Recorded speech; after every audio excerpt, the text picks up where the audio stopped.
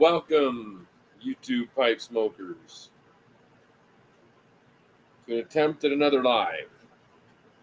Actually, I noticed somebody was online and I didn't want to cut in on their time. So I joined in on their time. And it was with Everett and Hart, and it was awesome.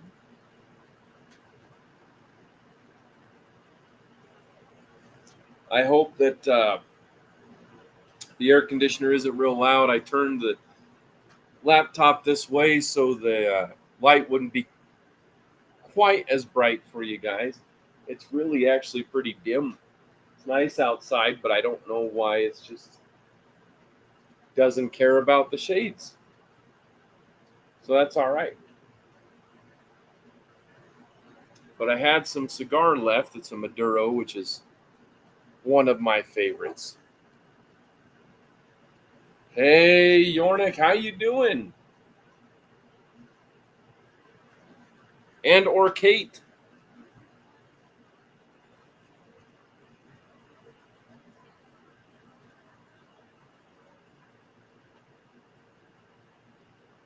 I hope you've had a good summer. Although I've been finding out from people it's been summer here, but not where they're at. So hopefully it's been summer, or you'll get the break coming whenever you need it. I don't know. This summer has been short and crazy.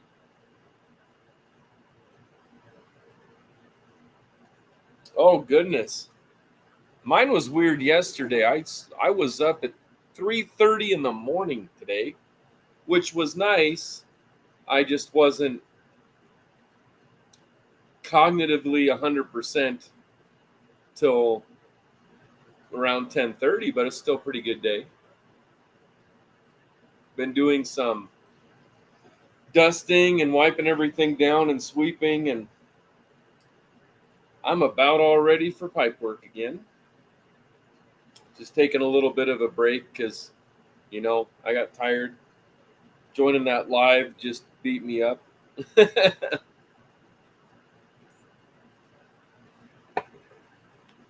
But my cigar is not finished. It's a shame. I have it in, it's getting a little warmer. It's getting cooler feeling in here to me, or at least, in the path of the air conditioner, it's nice. But it's 83 in here.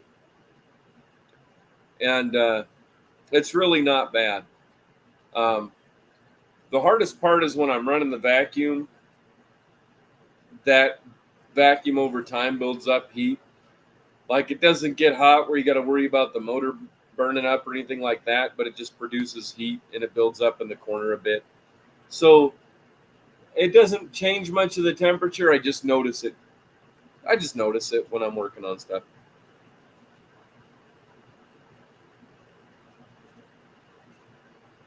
Ooh, Nicaraguan cigars are hard to beat. I am smoking a Maduro. I smoked one. Well, this summer I think I smoked two. And then I've smoked a half, and it's in a tin, just mixed in with, it's just laying in a tin with some other tobacco. And then I've gotten this one over halfway. But it's good. The brand is smoker friendly, and it's excellent quality for being like gas station cigar, basically. But they've been really improving that place. They got tons of their own stuff now, and it's nice because now I know how to tell quality compared to when I started. I may not have known exactly what was a good quality like Burley compared to other Burleys. But as far as the cigar goes, it's right up there. And I've had some of their blends are actually really, really good, and they're not as goopy as some of the name brand of their tobaccos. You know what I mean. But it's been good to me.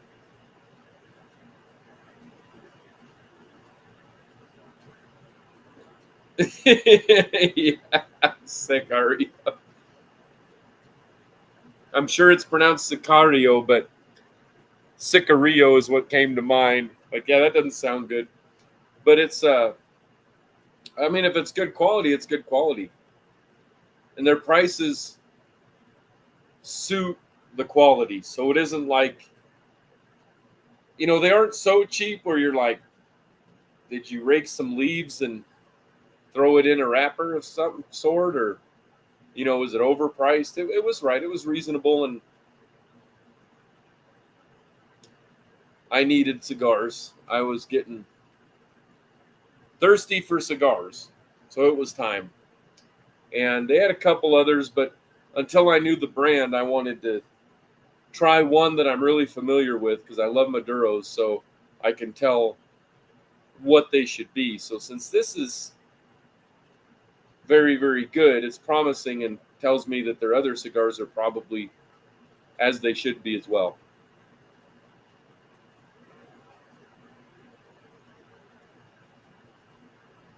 Oh, that's how these are. And I think the reason they're cheaper or not too pricey, as you said, is I think their own place.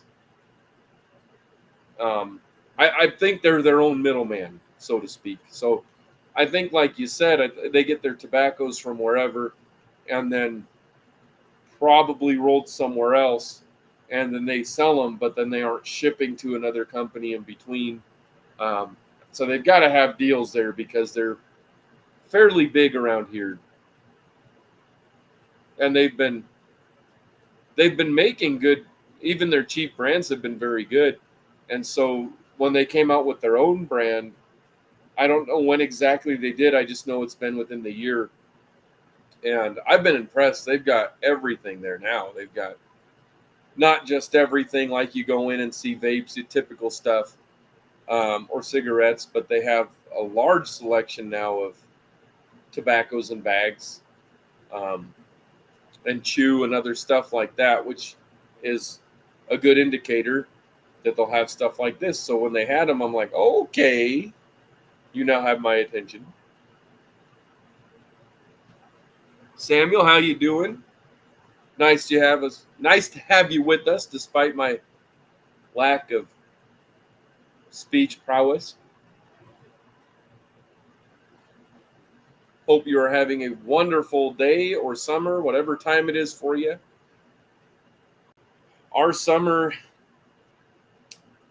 still, usually it goes a couple weeks in September around here, but I don't know. I consider it over because I'm ready for fall, and it's been an adventure. It's been a very good summer. It's been a difficult summer in some cases, and I won't bore you guys. I'll just give you the short end of it. We've had family members with heart issues. We had a father-in-law that got a bypass. Before that, we had some major issues with one particular doctor, but we've set everything right with the place he was working at, and brought things to their attention I don't think they knew about, and he's doing really well. So that's the important thing. He did pass away, and then they resuscitated him, and for having no pulse for almost 6 minutes, it's absolutely miraculous he's had no brain damage or anything we can see. He's actually doing great. His color is the best it's been in over a year. So he's stable. One of my brother-in-laws had a bypass. That went really well. The problem he's having now is he's had a not so great back for a long, long time. Exactly. He did just visit. And yeah, my brother-in-law that had the bypass has recently just let us know they confirmed he's got major nerve damage in his legs. And but when we visited him, you could tell. I mean, he was describing it the best he could, and you can't really imagine. I do the best I can. I've had nerve problems before, and I know that they're usually much more painful than people realize, especially for example, this fingertip, my middle finger, so I got to show you this way. Well, you can probably see it's slanted. Yeah. There's a little bit of nail that hangs over the edge now. But this actually had gotten cut off right above the nail, and this rest grew back. And there are nerves that, if I pulled the skin, I can always see two of them, sometimes three. So I can still feel that zing if I tap it on a desk or something. But I know his are far worse, so I can speculate how bad he feels. But he has to do everything carefully, especially with his left leg. I mean, he was telling us if he feels a cold spot through a sock or on the floor or something, it almost drops him to the floor. It's pretty bad. So I'm glad he at least figured out some answers. But we got to see him, and we visited my side of the family, my wife's side of the family, in-laws all over the place. People came here, we went there, and but overall, it was a really good summer. Result that everybody's doing well, and I got to see nieces and nephews. Some I hadn't met yet because they're little ones.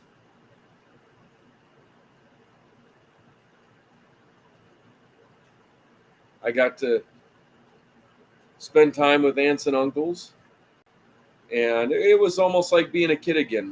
The some of the aunts and uncles I saw and cousins with their kids now are ones that I used to see at least usually once a year. Like if a year went by we didn't see each other, it wasn't very often, but most of the time we'd see them 2, 3, 4 times a year.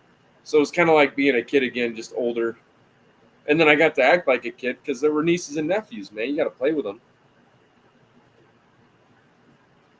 Brian, cheers to you and everyone on here. Awesome to see you again. My apologies for the absence. Just had a really full summer. There you go, Yornik. Yeah. I lucked out. I have some great in-laws. I really do. My father-in-law and I started out really great, and there were some rough patches, but I then learned some more that was going on that he just didn't tell people about, which is fine. That's his right. But he had meds switched on him, and they gave him no notice that they weren't going to provide the medication anymore. And these are meds that worked for him for 15 years. And just all of a sudden they were stopped. And these are meds you're supposed to wean off of. So then he had to find new meds, and then they provided those ones, and then he had side effects. So then they had to wean off of those meds. So it took like almost 13, 14 months to get meds straightened out. So it's no wonder he was having a bit of a breakdown and being upset towards people. I would too. I don't know if I would, but I could understand why somebody would.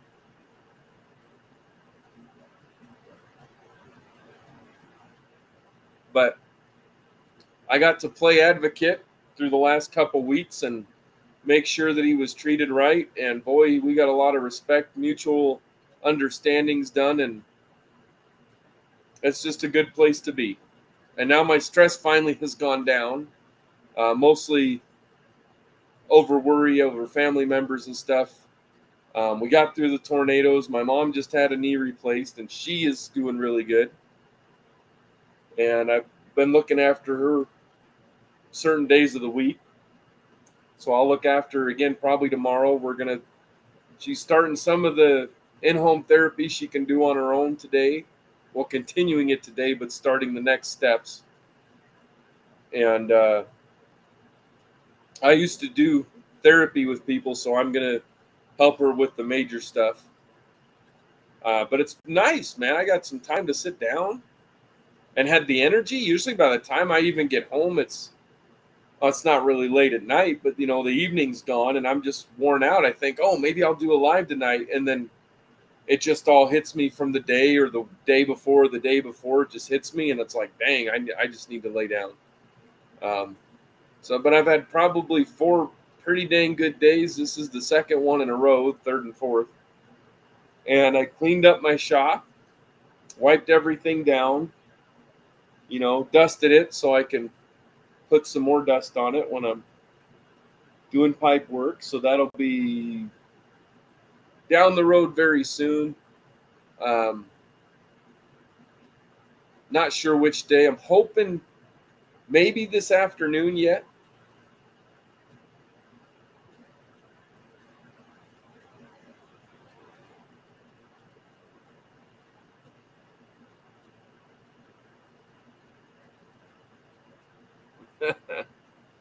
Yeah, Brian. But it made me feel really good this summer because we got to help a lot of people out, and then I felt more like myself. You know, we helped neighbors pick stuff up. We helped ourselves pick stuff up from the storms, and of course, we went out of town. We had plans to stay with family members, and then they had a really bad storm 2 days before we got there, so they didn't have power till at least the last night we got to stay with somebody. But just one of those things. But we had great road condition. The weather was pleasant, except one day was pretty hot, and of course, the hottest day was on the way back when our air conditioner was acting up, and the radiator needed water in it. So that was fun. But the tires held. The trip was really good. We drove all over the place, so there was plenty of opportunity for things to go wrong that didn't. So I'm very grateful.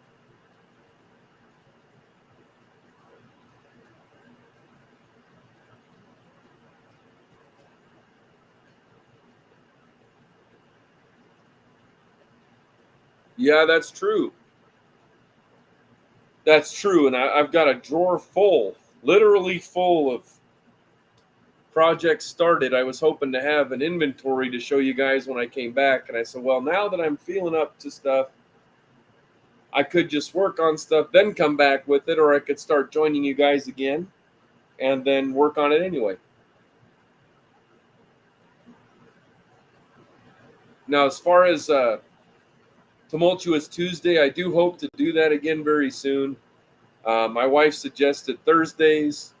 I prefer to do evenings. It works with most people, but I don't know how well it's going to work this year. And it seems like if I name a day, it doesn't work. So for now, if I can do them and I know that day, I'll send a message out or something, or I'll post something, which would be more accessible to everybody. Just letting them know, hey, we'll do this at this time. But it's just going to have to be day to day. If my father-in-law needs me, I need to be available. I'll help my mom, so I'll need to be available. And it just depends on the day. If she needs more help ambulatorily, then I'll be there and help her. If she's having a day where she's doing really good, then that's 50-50, a different deal. But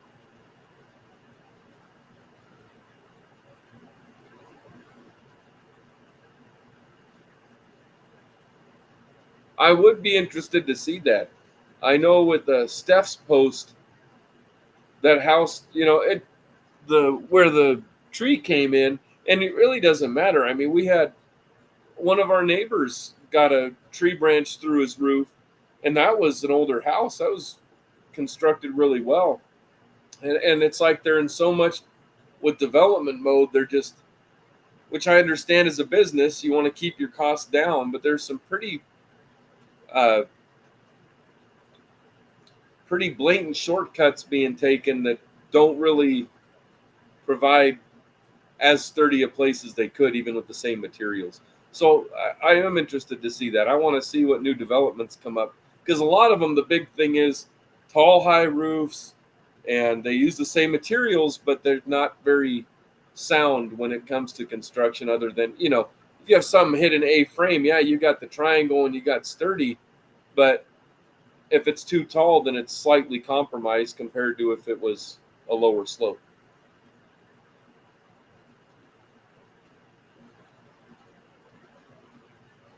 Thank you. I appreciate that. Yeah, I've been in here a little bit. I think only 2 or 3 times this whole summer. I did do a tiny bit of pipe work, but then everything just happened. So, and some of it was close, but I just couldn't be at home.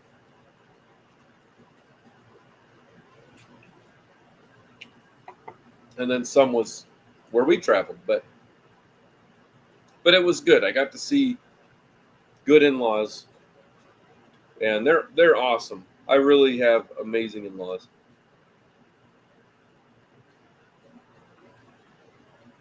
And my father-in-law has been through it. He served in the military, and then he got out of that, came home to a pretty lousy, unappreciative family, and then started making his own way, and then got really ill. He had thyroid issues. He's had all sorts of things, and since his 20s was struggling with his health through work until he just couldn't work. And so I understand his frustration. I got really sick in my 20s, and it sucks. Every day you feel like a little bit defeated. You do. And I don't let it get me depressed anymore, but there's some days it's hard.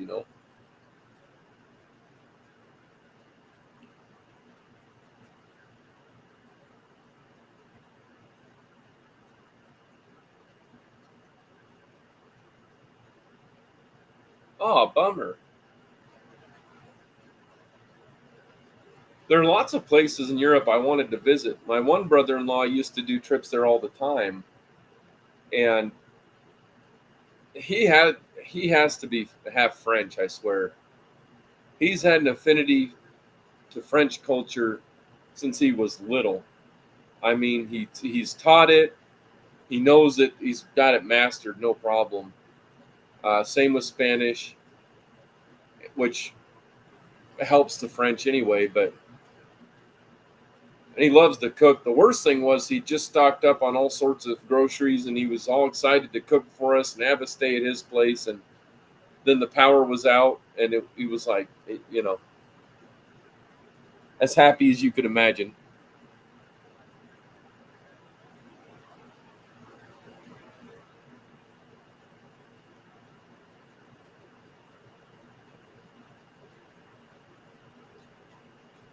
I feel the same way. I feel the same way, Brian. The worst thing for us, thankfully, nobody was injured in the family, and most of our neighbors are doing really, really. Oh, they're all doing really good now. One guy was injured pretty bad, but he's surprised everybody, recovering really well. Um, but he was lucky because he most of the way got into a lean-to, and he got hit by part of a wall, but it was with the wind that moved the wall, it actually sort of floated it a little bit. So when it hit him, it wasn't the full weight, but it did have nails in the boards and stuff, so that messed him up a little bit. But he's doing good. It could have been much worse. But yeah, I like sturdy construction. I mean, if they're going to charge you what the average house cost now is, like at least 400,000.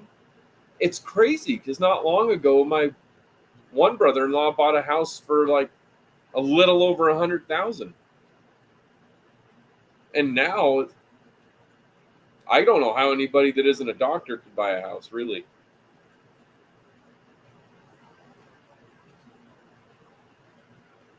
Oh, how wonderful, man! I almost did that in college.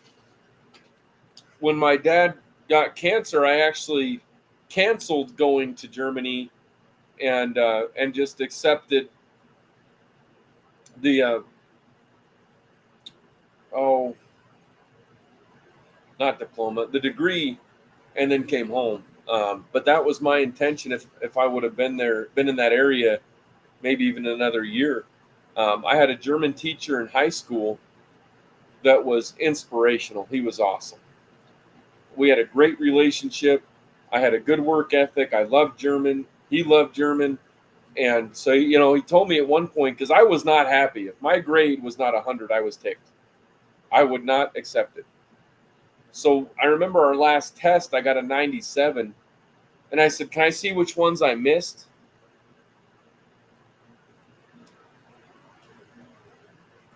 I'm trying to think of the right word. I may have this in the wrong order, but ich kann etwas.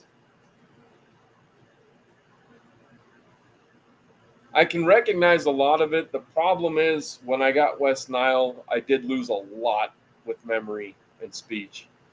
So, for example, there are German songs I've listened to by Peter Fox, and I know the words. I just can't get them quick enough. One thing that always made me laugh is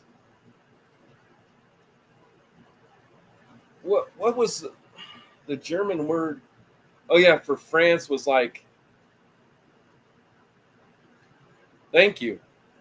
I still have some of it. I really loved it. But anyway, I got a 97 on the test, and I was like, what I miss, I need to know so I can make sure it's good. And he's like, you don't need to know. I'm like, no, I need to know. And he's like, you know what? He goes, if you treat life or anything you do like this, where it's not good enough till it's perfect or as good as you can possibly get, no one's going to stop you. So I loved him, man. He was awesome. And he said, I don't do this for everybody, but he gave me his phone number. So I got to contact him some years back. And yeah, it's like if you're trying to speak, if you're saying the word French, it's like Franzisch or, oh, I'm doing terrible at this. Because Germany is Deutschland. And there's one that's like French. Oh, yeah, if you speak French, it's like, no, that's friend. Freundin. And, oh, yeah, Freundin is friend. And then if you're going to say friends, it's Freundinnen. And it just keeps going. But I'm trying to remember. Yeah, Franzisch. And then if you were going to speak, there was something else to it, but you could extend it even more. It was like if you're German and trying to say, it was like a French-speaking Frenchman or something like that, you could make it really silly. But I do remember when I moved from after high school, this program, or the first college I went to, had recently lost their German teacher. They were full for the last year, and then the teacher was moving. So I missed out here. And then when I went to the second college, they had a German-born French teacher, or German teacher. She was awesome, and she let us make up these party invitations all in German. And everybody was doing birthday parties and this and that. And she told people, I don't want anybody doing the same, but I'm leaving it up to you. Yeah, Französisch. Thank you. And, or Französisch. Französisch. Yeah. Because Z is like TS.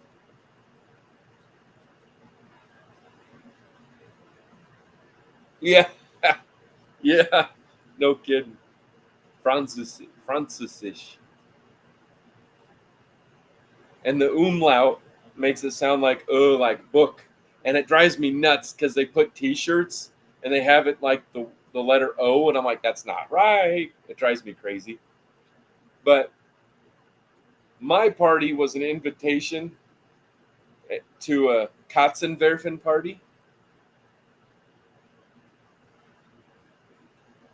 So I just want to see if you recall what that means.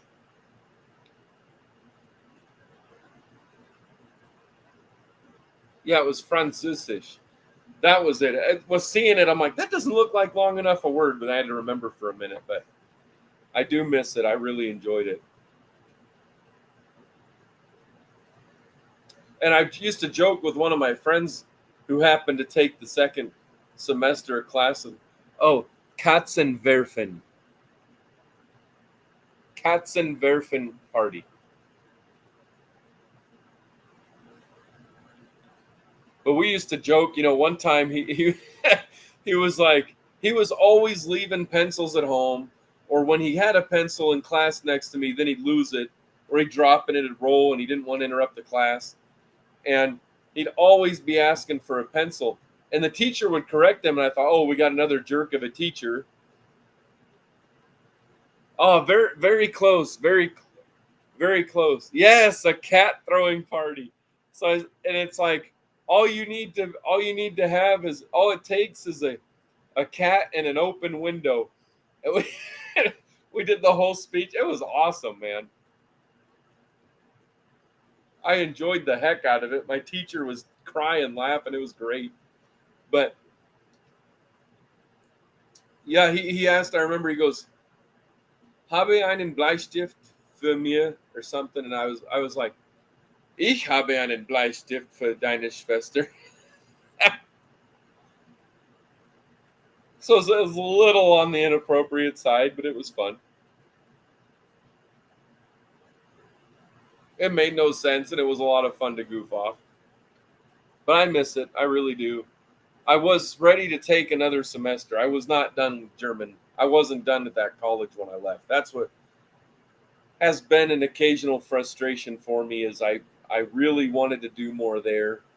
And when it was just time to go home. When Dad was ill, your dad has cancer, you don't really think about should I stay? You just go, hey, I gotta go. So that's what happened. Fortunately, he's doing fantastic still. But I did want to go there. I would love to go to Germany and Ireland. And I really want to go to Maine and then at some point be in the ocean. Yep. And I was glad I came back. I got to help out and take care of the farm and do things for him. And that, it's not a regret that I couldn't go. I just wish he wouldn't have got cancer, really. So, period. Regardless of maybe getting to go to Germany or not.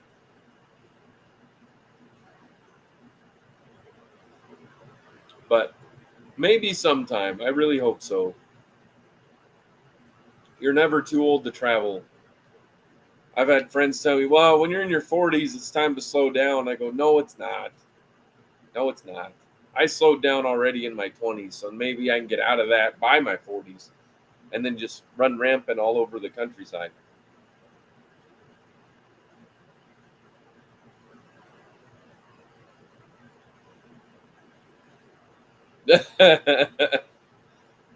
Penguins can fly if I kicked hard enough. The same can be said about little kids. That's true. I'm glad you're not kicking kids though, or at least not proving you are.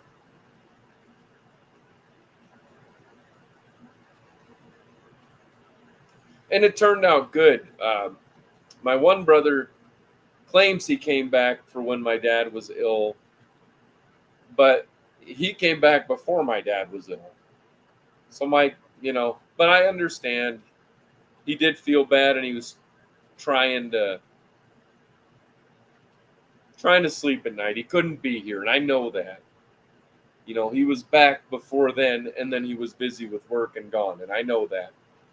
But he didn't come back from school because of my dad, but he wasn't here because of work that he went to school for. So, that would be hard to deal with. I understand.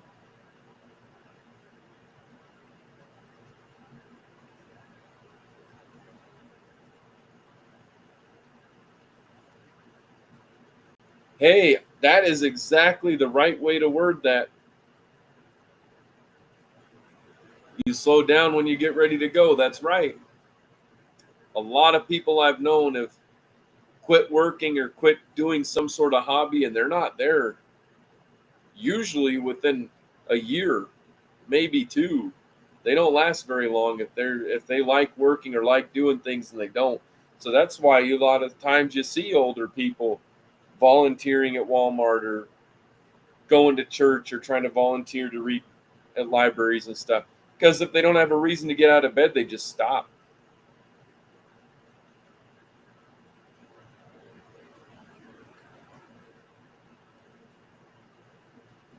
Cool. My sister-in-law, whose husband had the bypass, said, if I win the lottery, because she started playing. She's not, only putting a couple dollars here and there because she's pretty realistic. She knows most likely she's not going to win and she doesn't want to lose a bunch of money. But she said, if I ever win the lottery, I'm going to put a house wherever you guys want it. And so my wife and I were joking. I'm like, she could just send us the money for the house. We can fix ours up or add on. And then if anything's left, we can go travel and visit YouTube members and stuff. There's a lot of stuff I want to do. And it's just right now it's a matter of needing to be here for people, and that's a good feeling. But I'd really like to do a road trip where I have enough finances that I can cover hotels throughout, be gone for a couple of months. I know my wife's all in favor of that, but what I mean is she go with me.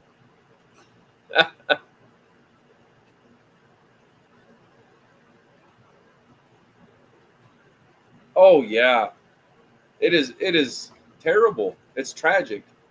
And especially teachers. The great majority of people that become teachers do so, at least in the beginning, because they care and they want to help. So when you get people that maintain that, whether or not they go through a patch of their being burnt out and they fight through it, but when they get to that point, they feel they're not useful. My mom has the same problem. She was a nurse for many decades. And she likes that she's retired. She can see my nieces and nephew. She's got a grandson and a couple granddaughters that are close. So she's all about seeing them, and that's fine. But she slowed way down. And, she's a really tough woman. She's the toughest woman I know. And I told her yesterday, I was like, I don't get all my stubbornness from Dad. She's having a bit of a time to vent how painful her leg was and stuff. Well, she needed the knee replaced. It was good she got it done. She was walking like major side saddle, like a penguin with side saddle. I mean, her one knee being really bad was making her walk differently, which made her other knee and her back sore. And she's been doing that for a couple years. So now she got it done and she's going, I'll never do this again. And it's healing really well, but she just had it. So she had a bit of a breakdown. She's like, I just felt like a failure at therapy. And I said, first of all, you're not a failure. You just had a major surgery a week ago. I'm like, therapy will come. You're also in your 70s. Surgery on anybody's hard, let alone the older you get. And she's made progress, noticeable progress daily, which I reminded her of. But, she's going to be good. Well, you're stubborn. You're okay. But I've been in that situation. You get upset. Your health is weird. You don't feel like yourself. She couldn't go out and see people like she loves to do. She's a socialite. She cares for people all the time. And all of a sudden, she has to take care of herself. Well, she kind of didn't. You tend to neglect yourself when you're a caregiver.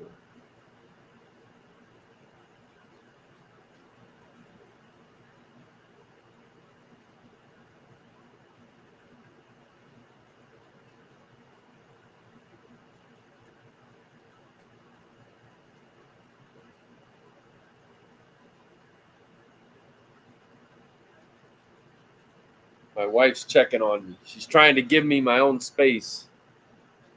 But you know how that goes.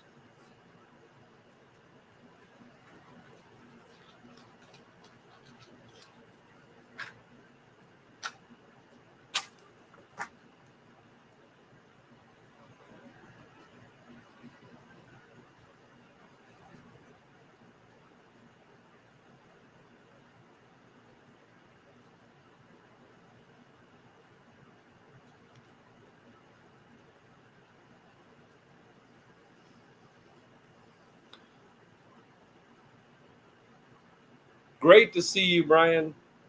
I look forward to more, brother. I'm not sure I think I told you this when you were in here. I don't know.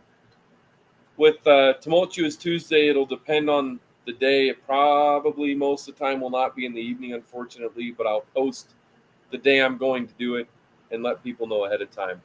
But absolutely a pleasure, bud. Have a great day.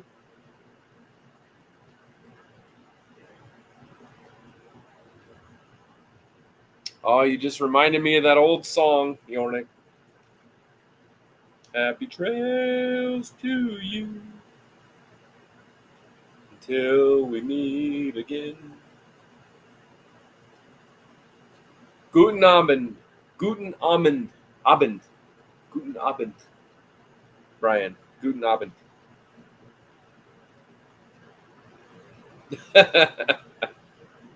There you go. I'm going to try, man. I'm not done yet. But it is nice to sit down and see you guys again. This is great.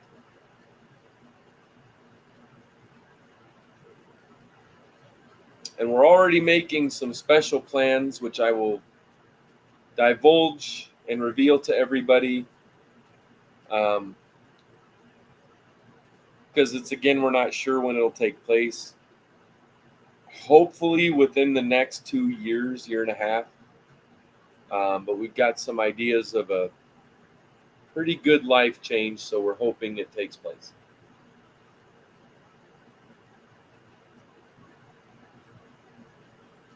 Monster Magnet. I'll have to look that up. We, man, I've been listening a lot to music finally again. When we were out of town, we got some good music, and then the whole way back, it was like, oh, 7 hours of driving, and we finally got a third good song. But I've been listening. I'll look through my search list so I can tell you guys because I can't recall exactly. I've been listening to Tipsy. I like that song too much. And then I was listening to War. What is it good for? Brooks and Dunn. A little bit of MKTO.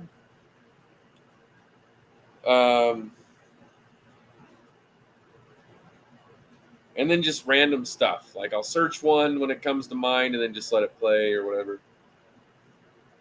Let's see. I started watching the show. There was a podcast, a series done back in the day of earlier YouTube called The Guild, and I forgot how freaking funny that show was.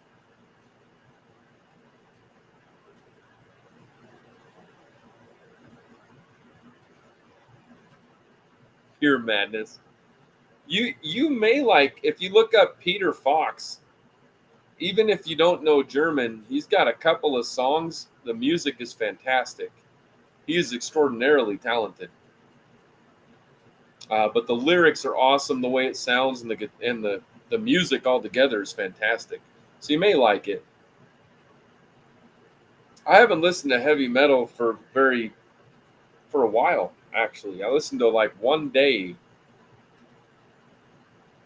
out here, but I need to listen to more music. But I've been revisiting older country songs or at least good ones, whether they're old or new, but the rare good ones new.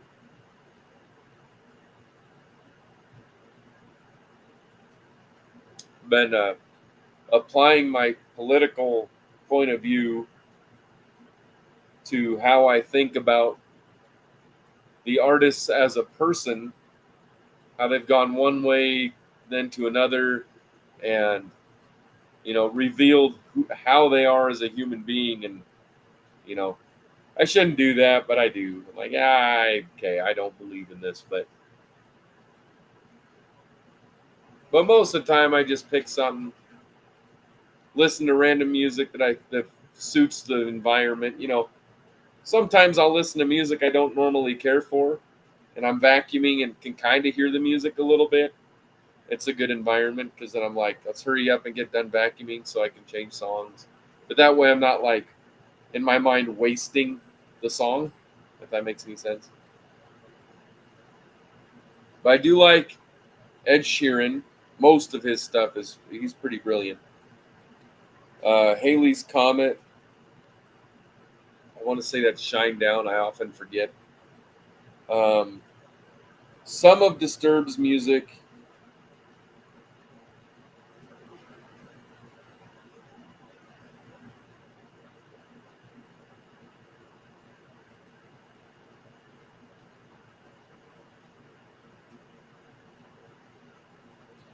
And then one artist I really, really enjoy is Edwin McCain. Nope, not sorry. I love his music. His song "I'll Be," it's a good one.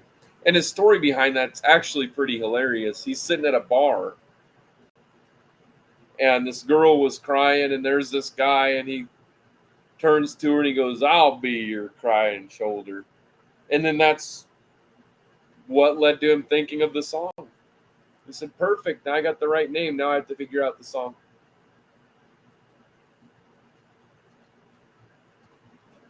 And I agree with him. He said, "I just don't understand." And I don't either. I don't understand how you can have some people write a song that just makes their entire livelihood happen. One well written song at the right time in society can set you up for life. And you'll have people walk in and he said, it's like you walk past a platinum record and you get mad at it because you got to sing the song a lot of times. And he's like, I can't ever get mad at that because it's what made my career. So he's gotten to enjoy a long career of music.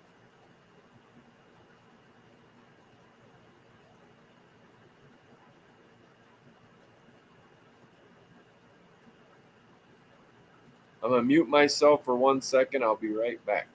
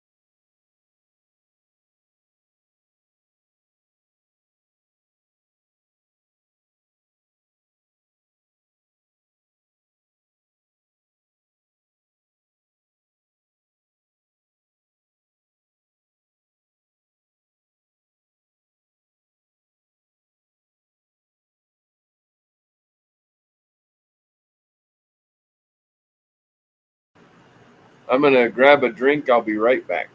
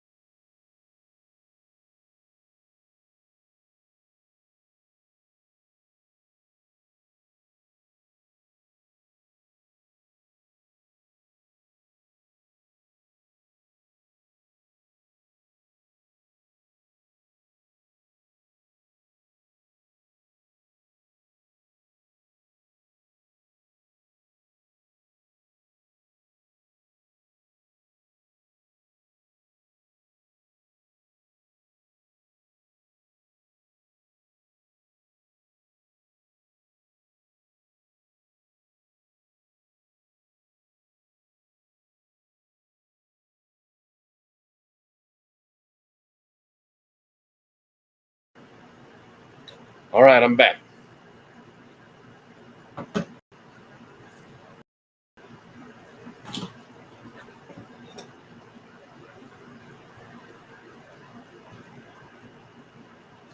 Should have brought my one pipe out. Actually, I can smoke my pipe from Hunter.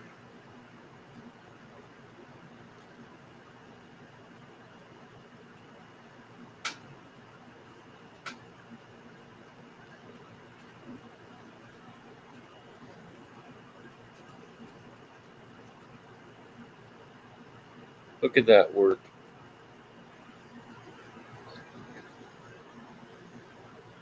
Thank you. Good to be back.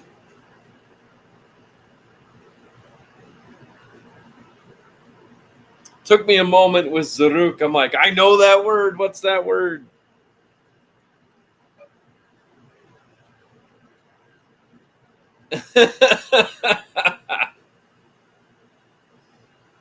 Nice.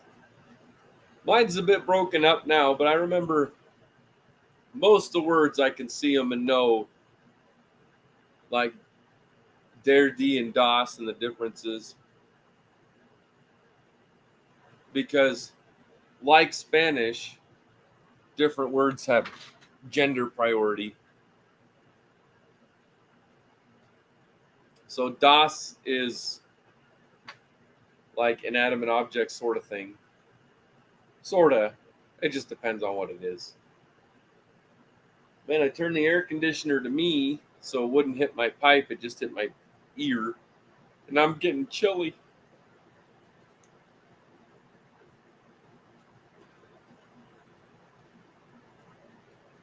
One word that's really funny is they didn't have a word exactly for calculator. So they use like basically almost like pocket clock. So it's Taschenrechner.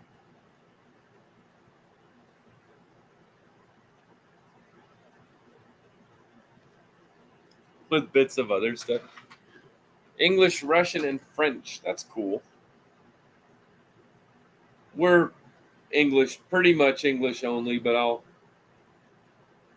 talk to people, I can talk to my brother-in-law knows Spanish quite a bit. He knows a little bit of German. So we can talk a little bit in it. I told him I'd teach him. He said, I'll teach you French if you teach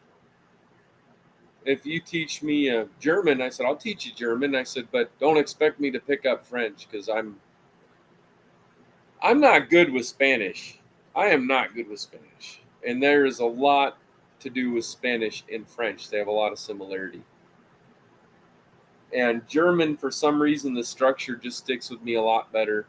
I kind of wish the main language here would become German because their language is actually far more structured. But I know English, so it's kind of more convenient to just know English.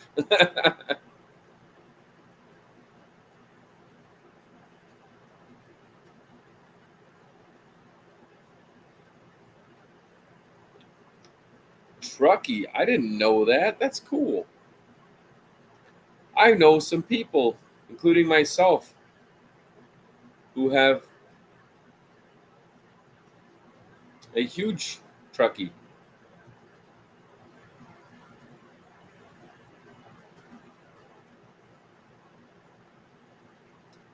And Dutch is a variant of German. It's more the traditional. I did learn, we have a friend, mutual friend of my brother-in-law's that has, and the one that teaches French, or that taught French. And she moved to Japan, and it's crazy. There's 7 different dialects depending on what you're talking about, and it includes tone. And it made me laugh because it made me think of my Chinese roommate who was awesome. His name was Shenbo Liu, and he went by Peter. And he was at my wedding. He's a hell of a guy.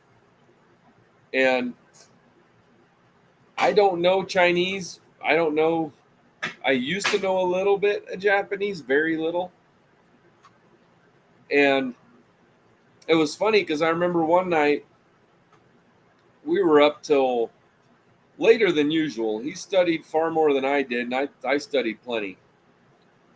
And one night I was at the vanity deal right by where you walk in. You have your sink and mirror, and then you have the light switch right there. And I was brushing, and he asked me in Chinese by accident if I could turn off the light when I was done brushing. And I have no idea. To this day, I didn't know. I still don't know exactly how he worded it or what. But I said, yeah, no problem. And he said, wait a minute, did I ask you that in English or Chinese? I said, well, he said something in Chinese. I didn't know what it was.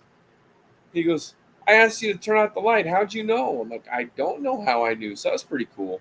And then I started picking up a somewhat Chinese accent because I had tons of Chinese and Japanese friends. And so when I was around them, I just slightly altered a little bit. It was cool.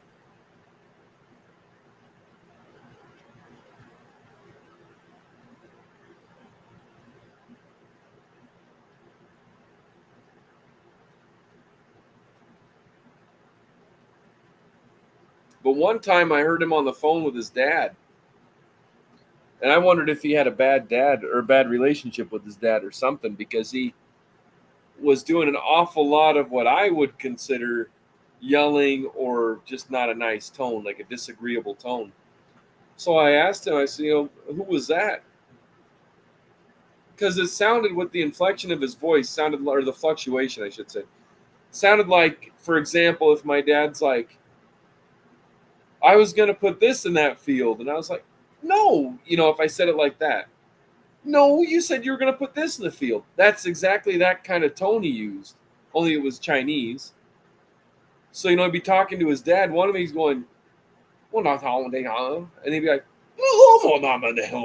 I'm like, dang, is something wrong? So I asked him if everything is okay. He said, oh, yeah, it's just my dad. I was like, you doing all right? Yeah, we're fine. Why? And I'm like, okay.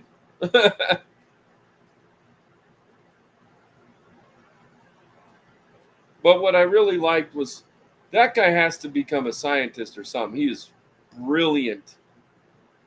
Brilliant. Oh, nice. And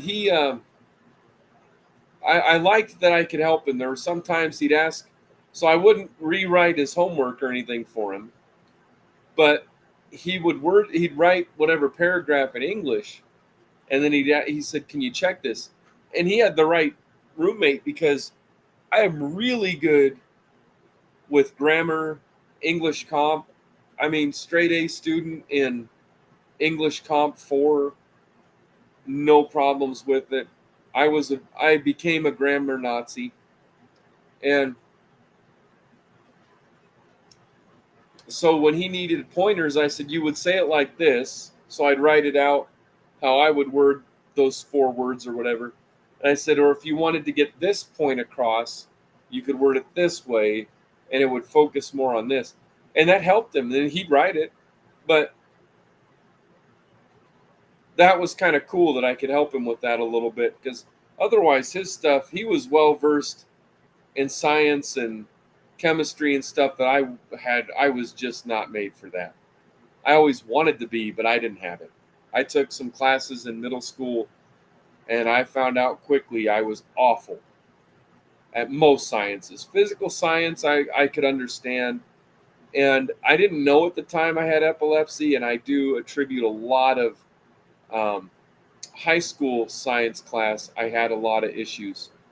And I think it was mostly because of the seizures. For example, we'd sit down to do a project, and it was a small project. She'd give us 10 or 15 minutes. It should have taken 5 or 6. And all of a sudden, everybody was done, and I was still working on mine. And it wasn't a matter that I was behind, aside from I was focused the whole time in my mind working on it, and I wasn't even close to done. And I was like, something's not right, but I had no idea it was epilepsy. And in that science class later, I realized both the rooms we used, I was seated under a heating vent. So when the heat came, or right next to, in the one room, it was in the wall next to me. So heat would rise. Well, when you have more heat, and that's a trigger for epilepsy, you have a much harder time focusing on anything. And so that was one issue. And so but I started learning, PSI. I remember this day we talked about PSI, and I had no idea. I just could not grasp it. And I'm like, how do I not know this? Like, I've farmed, I've used this stuff, but it just wouldn't stick. And all it is pounds per square inch. But I had to ask her again. I mean, it took me like a good half hour to figure out what it even meant. But in the meantime, I was really good at applying it and using like the calculus part of it, triangulating angles and stuff like that. I could do in my head, no problem. But then I would have trouble remembering what PSI meant. It was so dang trivial.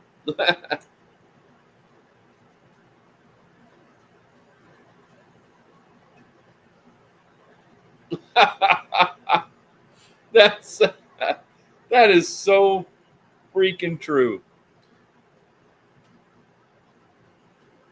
Aha! Make sure I had my phone on me in case my wife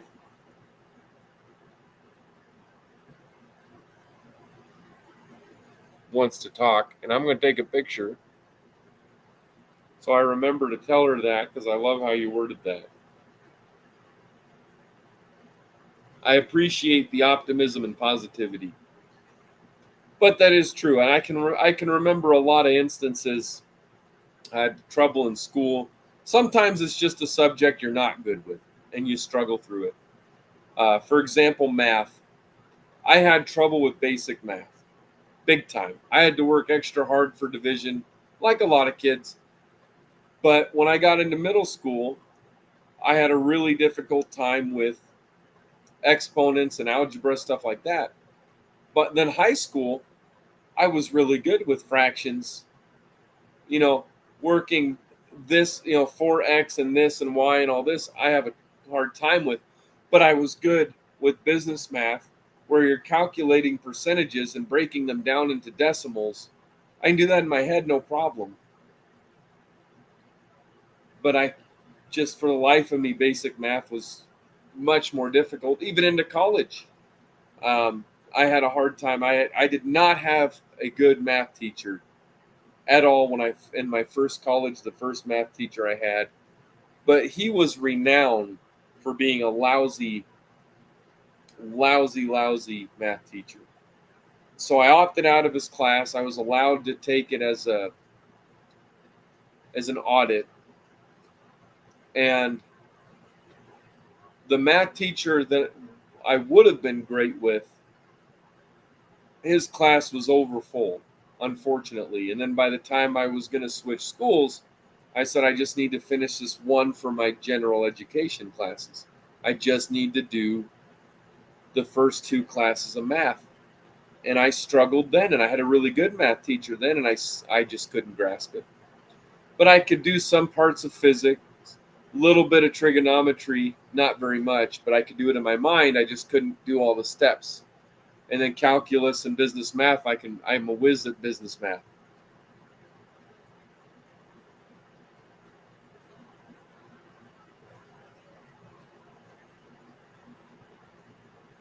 Very true.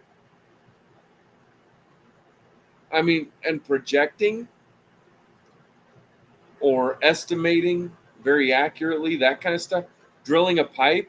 I mean, I can have a bent bit on a wobbly pipe and go like this by hand and drill straight on right where I want it. Everything's perfect. But I don't know how to set the lathe correctly, and I'm no good using the lathe to do the drilling for me. So my pipes have to be hand drilled. I can be spot on and not be off at all hand drilled. And I can't do that with a lathe, which is literally made to make things spot on. Isn't that ridiculous? It's cool.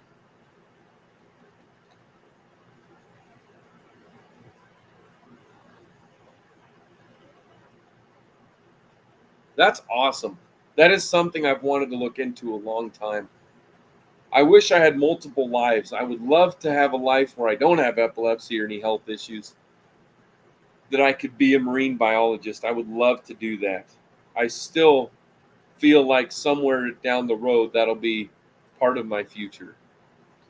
So I know stuff doesn't just fall into your lap most of the time. So I do intend that's my goal in the next 2 years actually, is to be in a financial point I can talk to the right people. And I know a lot of family members, well, not my family, but family friends that are in zoology and marine sciences and stuff like that. And they would help me out if I lived in the right area. So I would love to look into that, because I do want, I mean, number one, I want to be here for my parents and for my wife's parents. That's the first thing. So down the road, um, you never know what the future will bring. Never know. I love where we're at. I love this garage. I love the house. The layout isn't great. Um, if we're able to add on to it, then I'll be totally content here. But there's some things missing. I like the biggest body of water we have is about 3.5 hours away, and it's a huge man-made lake. Um, but my wife loved the ocean. She's been there a lot of times. I haven't, um, but I really do care for the ocean, and I really would love to be near it. Um, Even in Maine, where it's cooler and rainier, and that's the colder side of an ocean area that isn't a big threat for floods, hurricanes, that kind of stuff. I would love to be in that area. And the sad thing is, there's a rise in crime over there. But there was a place for sale. I wish I had the money, I would have bought it. You're talking like 100 yards roughly, um, to your own little dock, a short drive away from town, but you're out of town, a cabin that's about 50, 60 yards away from woods, mostly surrounding. I mean, my kind of place. It's cool most of the year. So that is something. Oh, Cape Town, that is awesome. That is awesome. My oldest brother had visited there. He lived there for, I know his goal was like 3 years just to see what it was like. I think it was more like a year and a half. He had dated a girl and they moved there. Her uncle offered them the place to stay, and he had to drive quite a ways to go to work when they were there. And the relationship, thankfully, he got out of it, but unfortunately, it went sour. And yeah, he has a lot of pictures and stuff from there. He loved it, and I didn't get to go. We met part way a few times, but I do. If he'd have lived there longer, I'd be down there visiting a lot.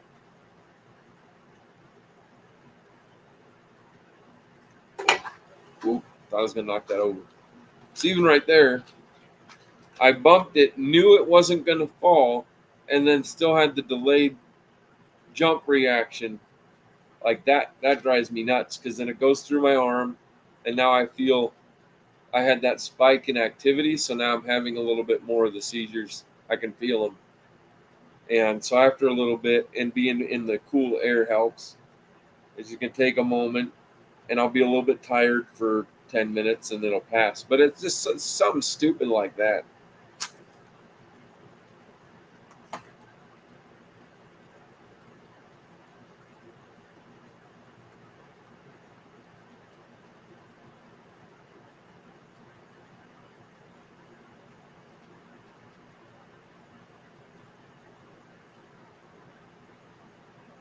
Well, that was a very bad job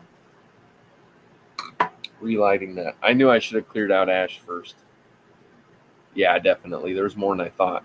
It's pocketed in slow motion.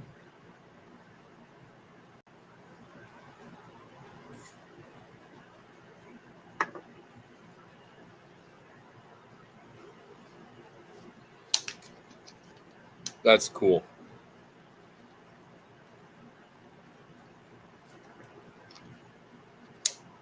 Well, and then at the time, it was ample time that he left, because the place he was working at was like an hour and a half to drive to or something. And that job dissolved. He had an option to move with them to somewhere he really didn't want to live, or to come back home. And since the relationship was over, he came back home, and my dad said, "Hey, you need your own place." And he was able to get his job that he had left back, and then he lived out in this farmhouse that my wife and I now live in. And he was there a long time. And my dad laughed. He said, when I got this farm, I never thought what an investment to have a house available for your kids when they need it. And so he said that was the best thing I ever did. He said, and I said, what's interesting is my grandpa, my dad's dad, had told him many times he wanted to leave the farm for him or sell it to him or something, and he wasn't able to work it into his will very well. And then he was really sick and just not able to. And because of that, my dad looked at the farmland this way. There was a potential for teaching opportunities here, which did come down the road a few years later. And he picked the place up, and he got it for a really good deal. And exactly, everything turned out well. And now that same brother is happily married. He's got kids. He has a hell of a good job. Great friends. He's nearby. And, it's really nice. And the downside is I have such a wonderful bunch of in-laws, but my wife's parents and my parents live here, and the in-laws, the closest ones, are 7 hours away. And they all want us to live. In fact, one of them said, "We'll help you get a house." Like flat out. He said, "I'll buy the house. You guys get jobs here and you just pay me back. We'll work it out." He said, "You don't even have to pay that much. He wants us to live down there." And then her sister from there is only a couple hours away. So everybody wants us to live there. But here, my wife has a close place she can go and volunteer. She's close to her parents. We're close to a big hospital. I'm close to my parents. And whatever happens with farmland, I'm here with my brothers to work things out. Nobody's spread out. So it's difficult because financially, this is the best place we can be. Being there for my parents, this is the best place we can be. But it is hard because then everybody else, if my parents said we're moving to this place and they moved closer for some reason to my siblings-in-law, we'd probably move. It's really our parents are the reason we're sticking around here. So, you just don't know with the future. If it comes down to where we've discussed if her mom passes, that her dad would like to live either where he got his heart care or where my brother-in-law is. If her dad passes first, her mom is fine moving from their place in the country on the other end, on the opposite side of town. She's talked about living in town or somewhere like that, so she's okay with still being around here. If either one of my parents passes, the other one will be around here. The path shall provide. I like that. That's got a lot of depth to it you may not notice. There's that one table leg that's been an issue. It's duct taped, and then I left it sitting in the corner, and then I had it outside a bit, and it got wet from the storms, and for some reason was still leaning against the building without being launched into outer space. See if I can do this without lighting my beard.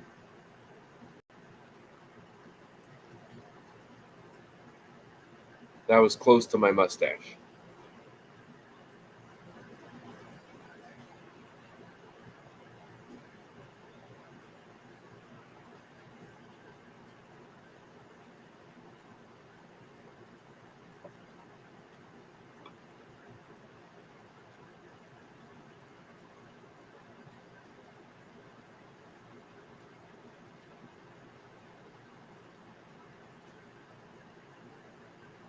Kinda.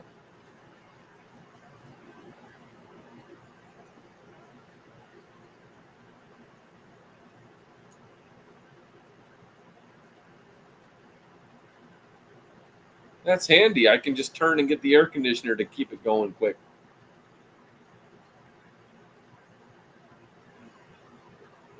Man, this is so great. I really have missed you guys. I really have. Since before summer. That's right. um, I'll sit down in a little bit. I'm going to let. It's so silly. It's calming down already, so that's good. I'm going to let my reaction settle down, and then in a little bit I'll sit down and pick out a few pipes to work on. Hopefully, I think Friday morning I should have some time if I'm up and doing good to pick up back up on working on them, and then if not the weekend, maybe Monday. So maybe I can get back to it. I'm ready to. Just a bit tired. It's been a really trying summer. I don't know how my wife got through it. She's tough because she did a lot. I did a lot of physical stuff, but she helped. We were helping neighbors move metal and stuff, and she was right there walking in fields, which can be difficult. It's more work. They're soft. There's lumps. Walking into fields and then pulling half buried metal out of the ground, and then going uphill over the banks through the ditch and over the road to the neighbors to put the stuff in a good spot. It was a lot. And then turn around, you think you're going to have a day of rest and you're going out of town, and or family's coming in and your dad's having heart attacks and stuff. It's been a lot. So it's been nice to be able to calm down a bit. And this is nice. It's like, man, I ran out of me time at some point. Or when I had the time, I just didn't have the energy. But with it getting cooler, I'm ready for it'll be a good time to be doing shop work. I want the weather to be cooler. When it's fall, my legs are doing really good. They stay cool and comfortable, but not too cool, not too hot. It's cooler out, so a long shirt is fine, and you don't need to worry as much about too much brightness and not strong heat and stuff.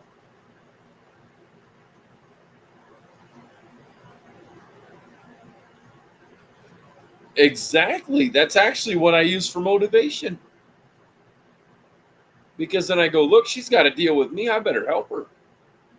So it motivates me, definitely. And then my brother has been going crazy. So to give you an idea, the middle brother, because I'm the little brother, the middle brother, you can't stop. I mean, if there were multiples of him, he'd have new businesses up every weekend. I mean, I don't always see eye to eye with him, but he can get things done. He started doing some work goofing off with printing plastics. I can't think of the term. I always can. Today I can. 3D printing. And he had his previous 3D printer have issues, so he got a new one.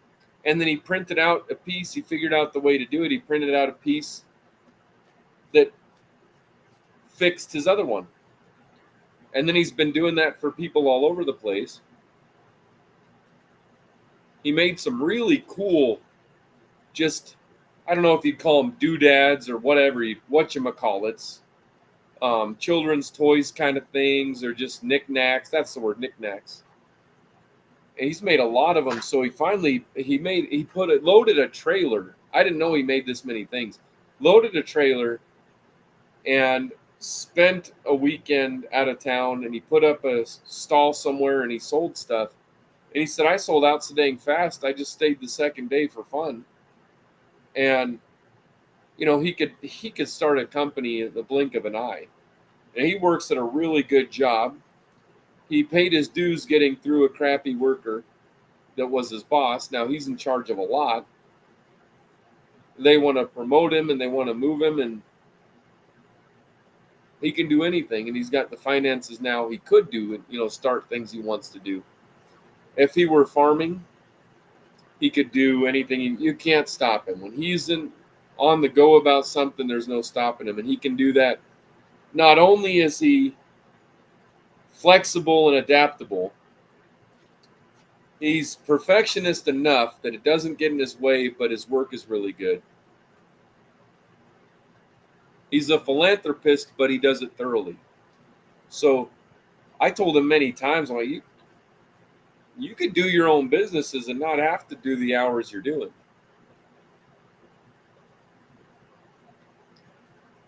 So it's really cool. So I'd like to do something like that with pipes and other wood things and go. That's right. Adapt and overcome. Absolutely. That's one thing I love. I don't recall. I want to say the Marines coined that term, but anyway, regardless, I love that because that's exactly what it is. That's the whole point in life: adapt and overcome. But my problem is I have too many interests. A lot of them I'm just not able to do. But I would really like to get back into making children's toys because I was doing that for woodwork for a living for a while. And I just want to do a lot more woodwork and side projects and get them to where it's something that's sustainable that I could do often and just be comfortable. I don't need to make millions. Well, we probably all do actually, but I just want to be living comfortably where if I want to take a trip, it's not an issue. Or I can plan for it within a reasonable amount of time. I know we're going to need a new car very soon. So that's the immediate future. So we've been saving for that for years now. And as far as new house, I don't really care either way. I like my place. If I can just get it added on to, I'll be good. And then maybe be able to do extended vacations or something. Oh, isn't that terrible? I know it drives me nuts because it's just not fair. I mean, well, they had that. Remember they had Reichmarks in Germany right before World War II, where a loaf of bread would cost you $1 million for a loaf of bread. Insane. But that was my goal this summer. Actually, it was my goal before the summer to have pipes done and ready to show everybody. And I did some commissions. I have one I'm ready to get back onto. That's going to be my priority. I'll pick out some pipes I'm going to make that'll just be made available, and start saving. And then when I can get that taken care of, I'll continue working with what I have. Yeah, that's true. But I have a lot of ideas and a lot of past ideas, and I just want to get to where I can make more things and get them built up, and then do things like that, put them up for sale or something, or finish teaching my wife how to do woodwork because she can do it. She just needs more experience, but she can do it. Because she'd like to do something that's easier on her. She has some income, but it's not much. And so if she could do something where she's here with me more, so she can feel more comfortable and my dad can focus more on what he's doing, and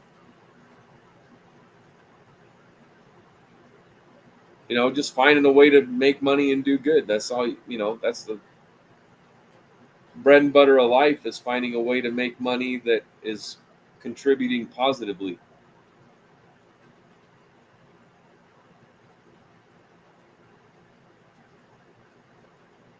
Oh, thank you. I'm going to take a picture of that too. Seems like I'm remembering to look at pictures I take lately. And when I type them down, a lot of times I'll type them and just send them. My wife knows I'll send her a random text and it'll be like ideas on a pipe or a blend. So she'll see all these typings with degrees or percentages or measurements and stuff, and she just doesn't even question anymore what they're about.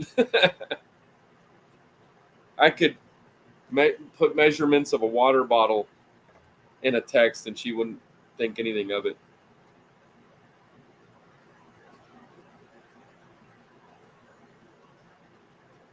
Amen to that.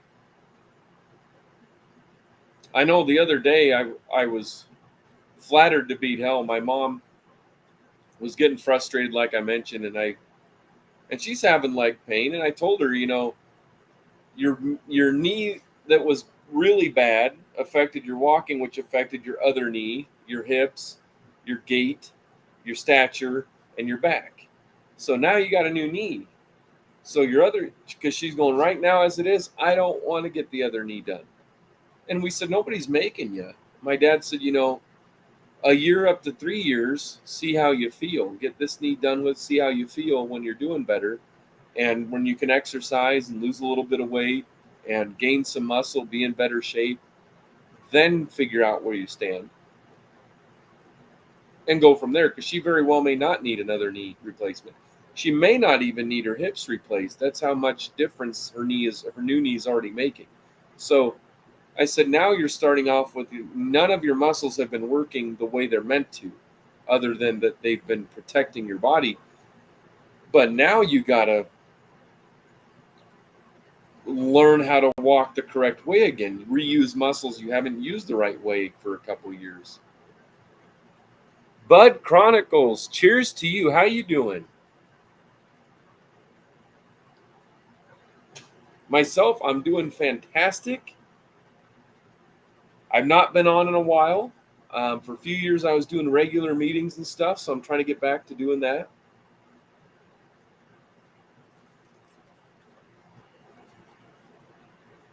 Finishing a Maduro cigar and my pipe by my good buddy Hunter.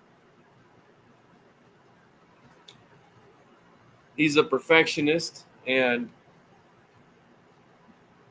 makes excellent pipes and does not settle.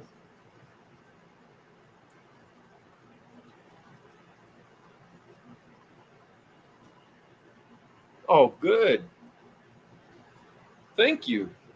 I'll be doing more of these again. I've been pretty absent over this last year. Had a lot of family health issues occur, and you do what you got to do and take care of them. And had tornadoes and stuff go right over, and it's been crazy this summer. But to save you a very long spiel over it all, things ended up really well, and I'm getting energy back. I have epilepsy and stuff, so sometimes it just makes a day more tired than it should make a person.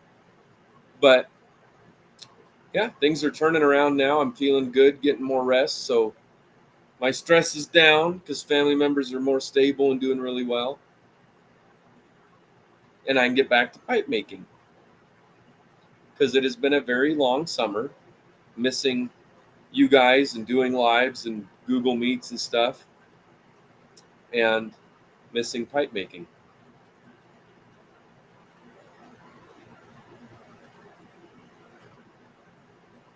But we have this small enclosed trailer my dad got years ago from this lady.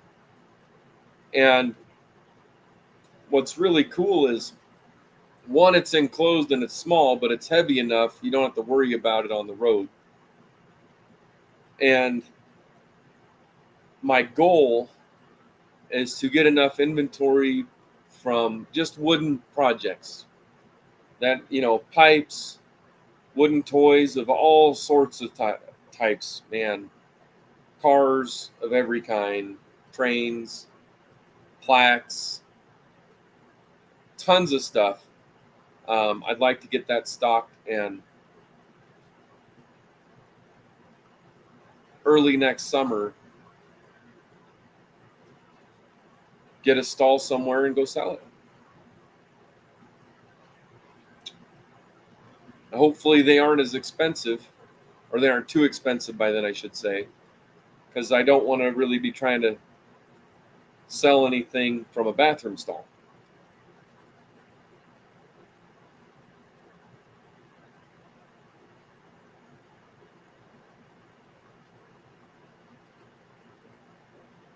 I like that a lot. You are full of wisdom. I'm telling you, I'm going to take a picture of that too. I'm going to tell my mom that. There. Going to say, look, Mom, here's what I was telling you the other day, worded way better. But she's pretty good. One breakdown out of 10 years is not bad.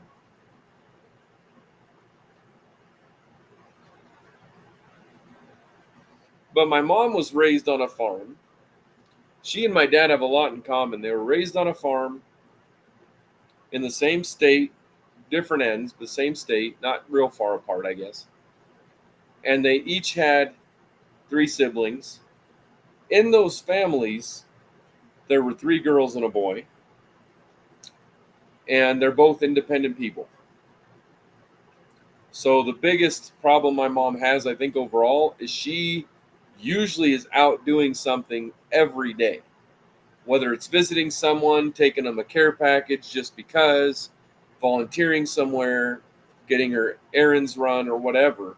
She's always doing something daily, even when she had really bad knee issues. And she's had her surgery, and she hasn't been able to go out and do those things for a week, and it's getting to her. And when you have that kind of constant pain, it's getting better. And I said, well, I'd rather have you have some pain than none, because then things are working correctly. Your body's communicating to you, hey, this spot's still sore, but these ones aren't as sore. And, understandably, she got upset.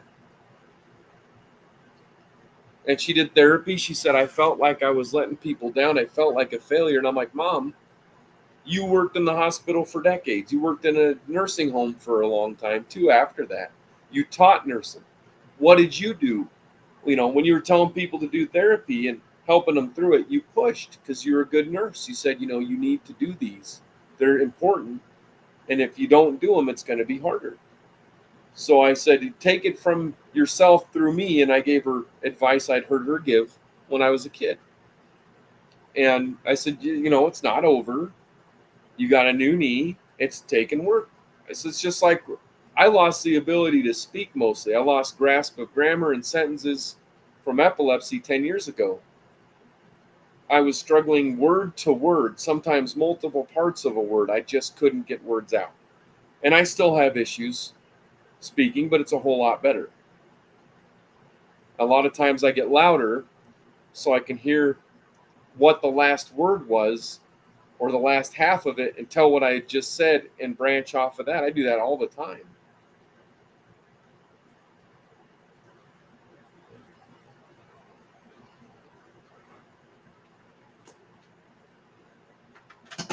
I got ambushed by Backy Juice.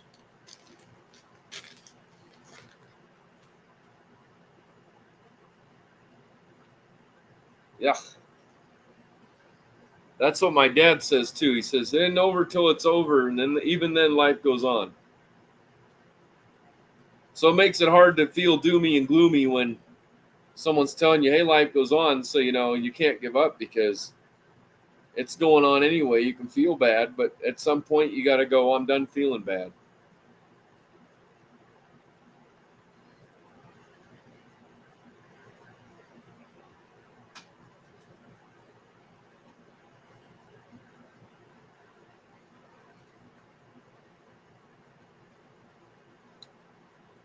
So are you smoking anything, bud? And how long have you been smoking? Are you using a pipe? Do you prefer cigars? Cobs.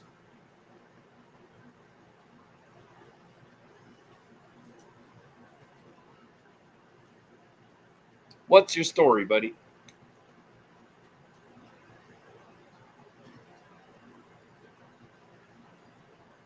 And anybody on here, feel free to get in the chats because we're friendly and we don't judge.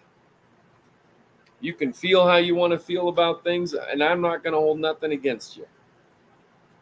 On rare occasions, sometimes I know chats can get, in any YouTube video, they can get a little political. And whether I agree with people or not, I'm still going to respect you. We can have an argument, but we can be civil and be grown-ups and go from there. But it doesn't have to affect nothing.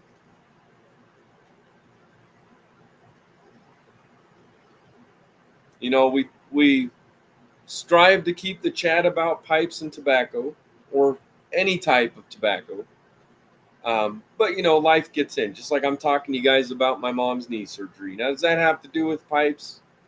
Maybe a little, because even if I help her with stuff, I still tend to smoke a pipe. So,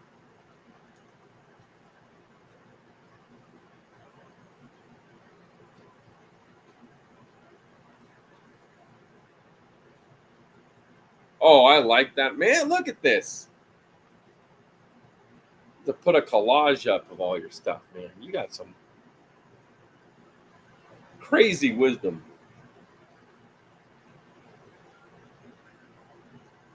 No wonder Kate's with you. She knows how to pick them. Ooh, mysterious tobacco. I was smoking some of that the other day. I had a little bit of cigar left. I added it to my bag of leftovers from like 3 mixtures or 4. Oh yeah, I'm gonna clean out those bowls. I did a bunch of dusting and sanitizing and wiping everything down in here. So all the equipment, all the tools, everything is clean and ready to go. I'm gonna re-wipe off the drawer handles and that kind of stuff, and I'll vacuum. But aside from that, everything's been dusted, spick and span, ready for pipe work. So I dusted it so I can hurry up and add more dust to it, but it'll be most of the stuff I dusted, it wasn't even dust, it was just wood dust that I had missed because I abruptly stopped at the time.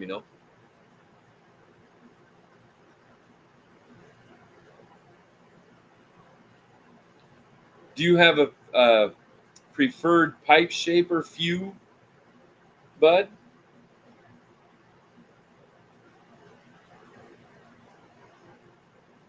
Ooh.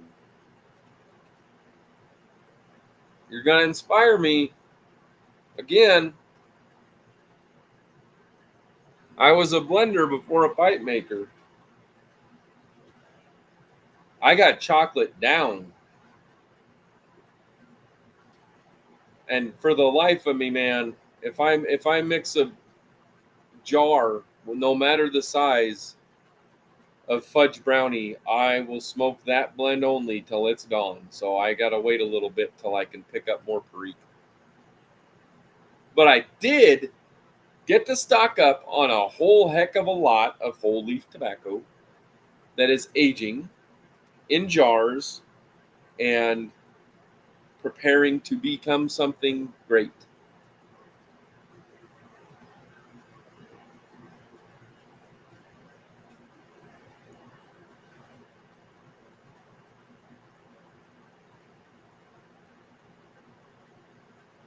I'm gonna take another picture. It means I'm gonna have to get rid of all the other old pictures so I can look through my pictures and go, where was that one family photo? And then it's like 500 different blend ideas. That's happened a lot to me. My problem is when I get into blending, I try to do it in here now because I got the setup for it. I just move the drill over, clean everything. I have a nice big desk so I can get my blending bowls out and components lined in the back, ready to go, get the gloves, all that stuff. But I'm really good with flavored blends without having any flavorings added other than like, well, I did the lemon chocolate. That was lemon chocolate cake. Good heavens.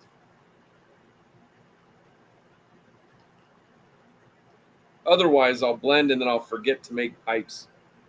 So if I'm trying to focus on pipes, I might do some light blending, and I'll take it seriously if the blend turns out really good. But chocolate banana, I probably could do that. I have figured out a way to get those blend flavors without doing toppings or any things like that.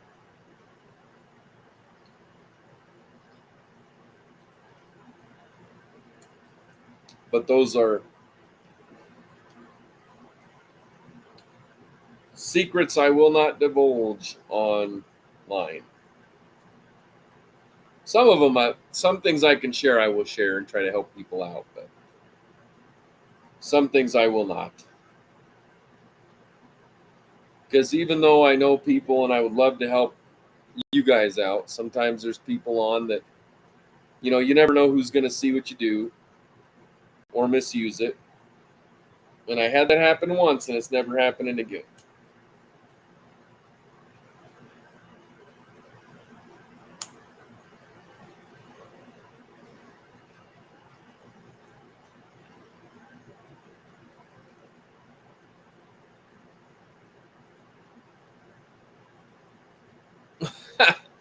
Nice, Jordan. I like that. Dark Lord, how you doing, brother? I'm doing good, man. I'm out of the house, and for once, it's to be selfish. I mean, it'll lead to helping other people find the right pipe, but it's being a little selfish.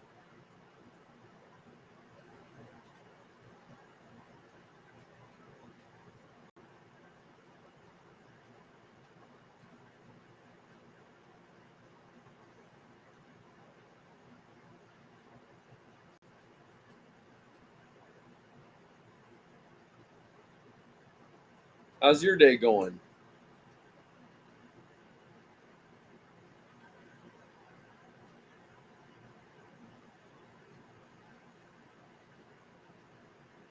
See if I remember how to do this.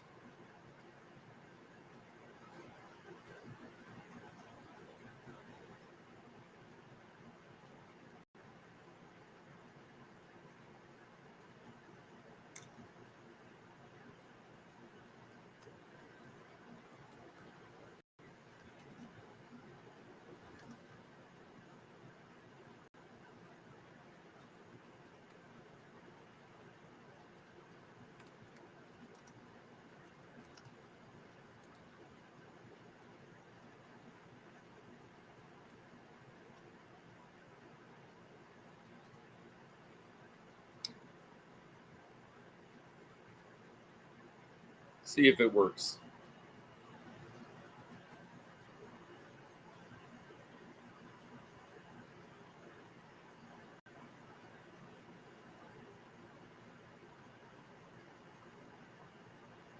There we go.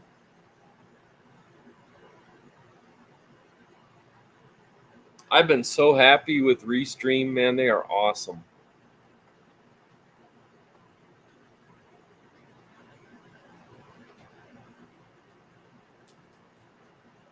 Nice, bud. I didn't know what I was doing today, man. I thought about maybe playing games, and I thought, I'm feeling pretty good. My mom's started doing the next step in her therapy at home, and she's doing really good. So I didn't end up going in today. So I said, good. I need a little bit of a break. She needs a break. Everything's good. And I'll pick up on the next steps of therapy with her in the next couple days, and then be back out here causing mayhem, mischief, and malfeasance. Oh, that's what I was going to ask you, was the book. I think I did. I will seriously look into that because I love to read. I don't get to do it often enough. Lately is because of better reasons than my usual reasons, which are basically sometimes when I focus.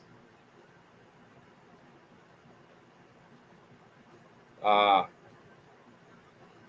Sometimes when I focus too much, then it's an issue. So I don't get to read as much as I used to, but I do enjoy reading. So I will look that up if I could, because I've read so many books and found some good treasures.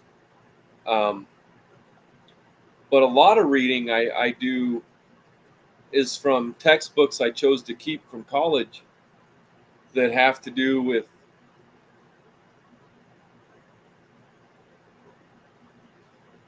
uh, criminology, behavioral studies. Uh, Crime and Punishment is a good book. I'm sure you've heard of it. A lot of people have.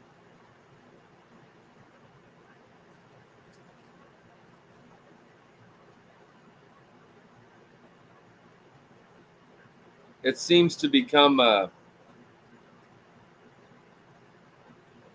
don't know, it's one of those books that seems, it's almost like a Bible. You could read it and it'll make sense generally what you're looking for, regardless if it was 5 years ago or now.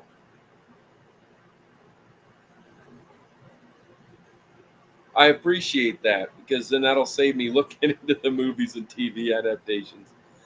I've come that way with Star Wars.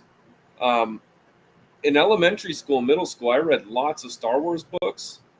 There's one, I think it's called The Apprentice. You may want to look into that. It's about Darth Maul, and it's actually a very good book. Now, it's obviously for middle school, it's a good read. It's a little more keeps you more on your toes for that reading level, but honestly, it's a good book. It is about you can visualize it. It's a lot like a lot of the Louis L'Amour books. You can see it while you're reading it. You can see the setting. You can imagine it without much work.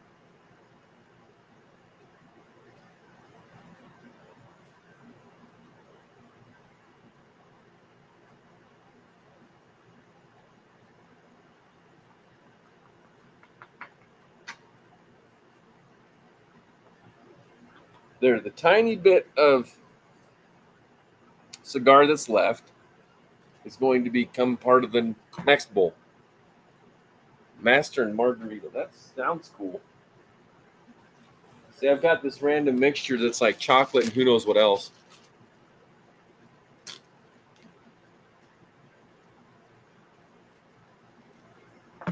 Oh, cool. Into the Dark Tower. That sounds really familiar. So maybe I started it and then just didn't finish, but that does sound familiar.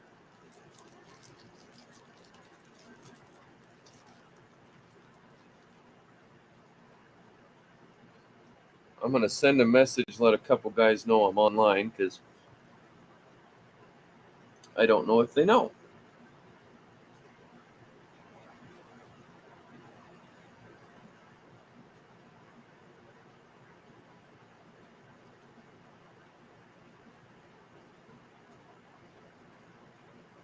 I hate when you go to select an emoji and it doesn't show up, but then when you hit search, it's like the first one there.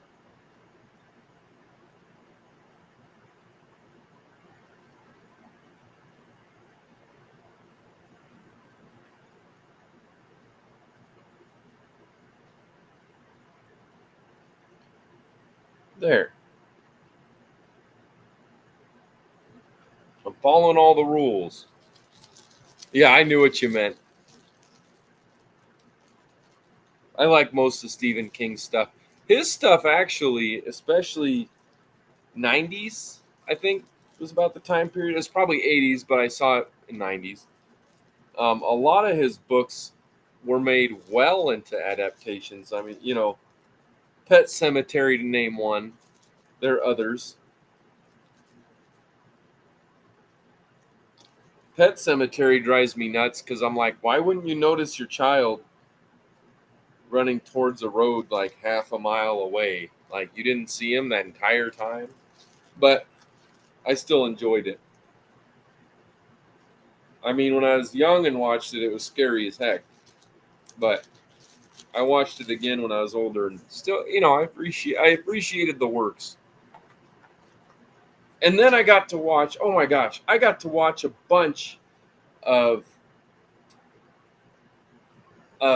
Jerry Lewis the other day while I was at my mom's, and one of them was Bye Bye Baby, and that movie is fantastic.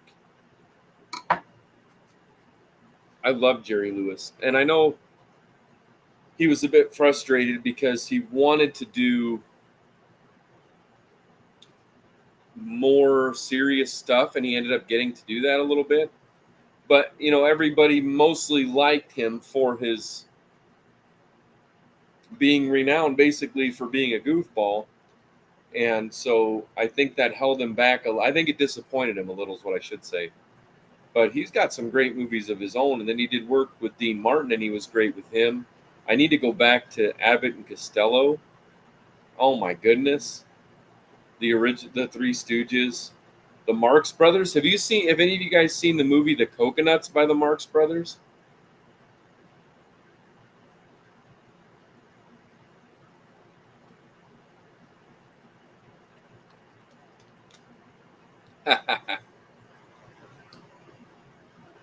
True, but the messages were great.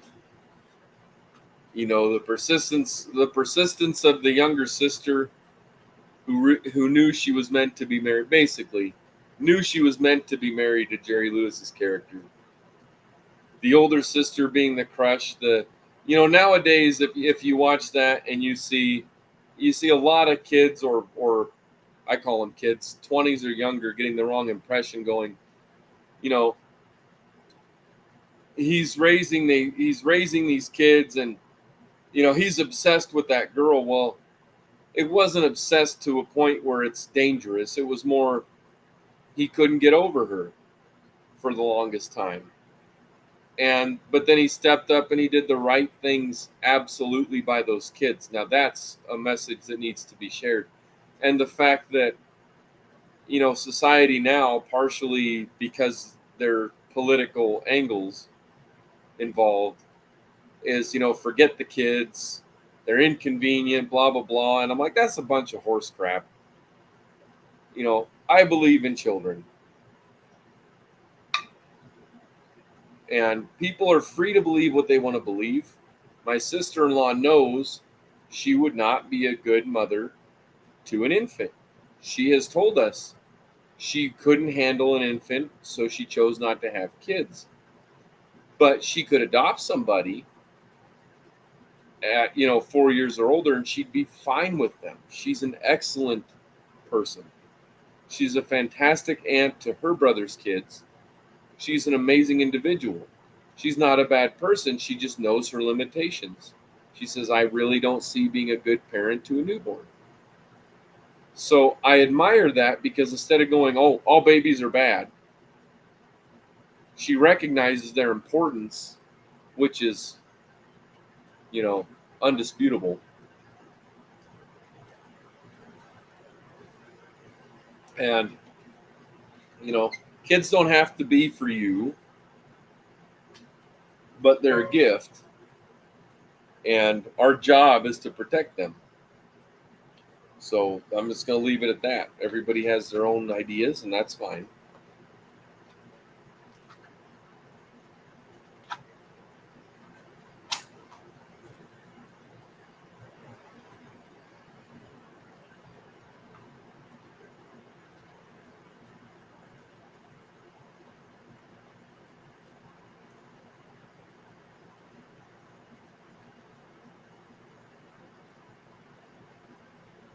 Oh, absolutely. My wife had this friend we're still friends. She moved recently, and she had taken birth control pills for a few years, and then she was married, and they wanted children, and she hadn't been on birth control at this time for like 4 or 5 years, and they were not able to conceive for over a decade. Finally, we talked with her. We said, you're trying too hard. You're focused on it so much that you're stressing about it. And when you're stressed, your body will um, suppress natural occurrences because it's a stressful environment.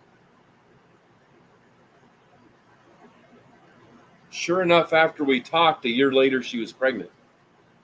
And now she has 3 children and everything is fine. But we had to tell them, you guys are worrying so much about it. And they tried everything. They tried in vitro. They tried things I hadn't even heard of at the time. They tried basically every option. Um, they looked into adoption, which that's like. And that wasn't a feasible route, but that was one they had on the back burner. And they got that in the works. And 5 years in is when they actually ended up conceiving their own. So they canceled the adoption process. And, they're great parents. And it was something because she started her own business. She accepted life. She made things better for she and her husband. They got everything together. They became happy within their station, so to speak. And things just fell into line. And the business she started was thriving. Unreal. Just took off immediately. And then she got pregnant. And as soon as it came to where she was going to have the baby and things were getting a lot harder, she just sold her business. And that's fine. Her want in life was to be a mother there for her children, and she's able to do that. So more power to her. And it's an awesome circumstance.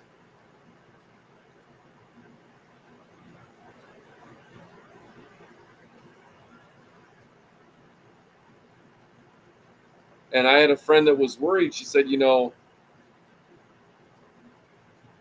they prescribe birth control for everything. And my wife had this experience too. My wife was having these chronic headaches, and they kept saying, well, take birth control. And my wife said, we are open to children as a possibility.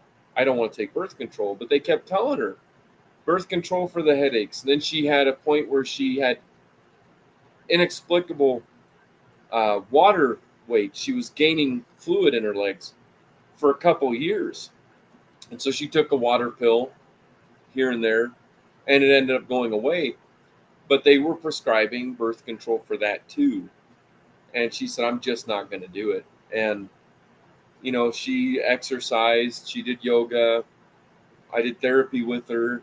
She used the water pills as needed, and it worked itself out. But, she's like, I want to have the option.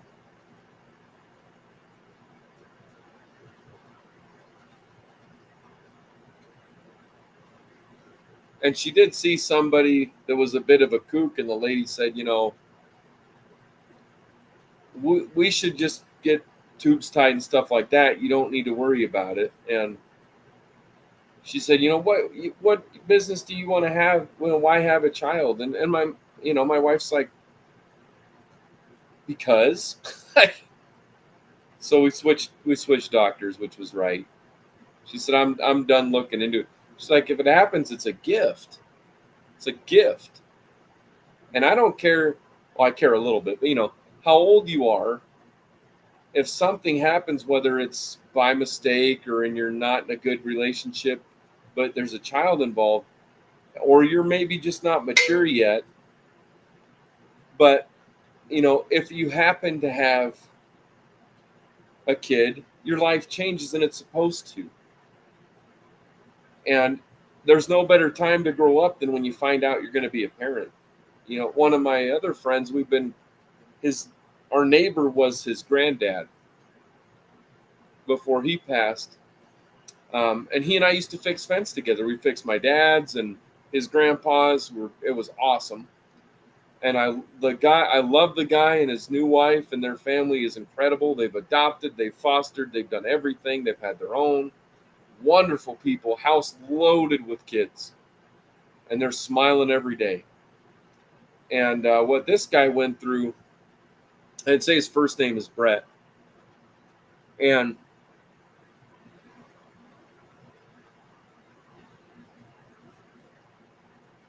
he was in a pretty bad marriage.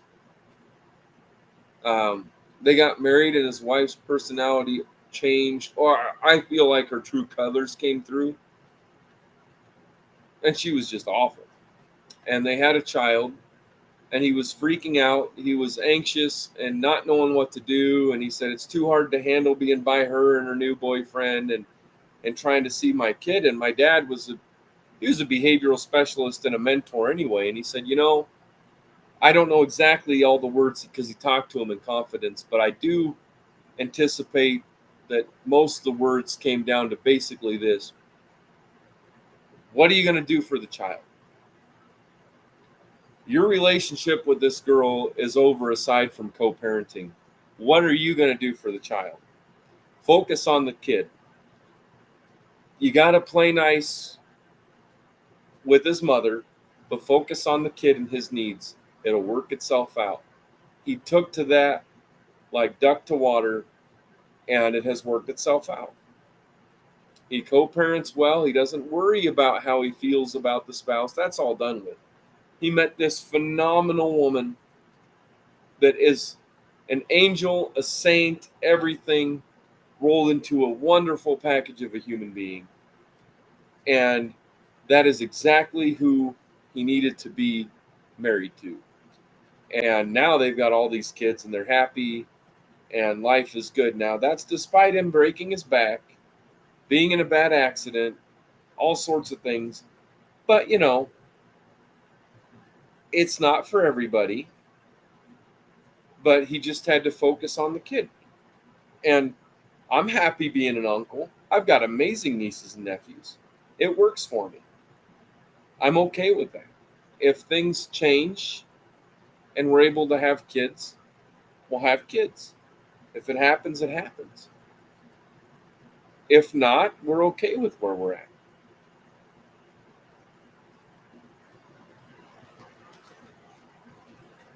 But yeah, everybody has their own life. They're okay with what they're okay with.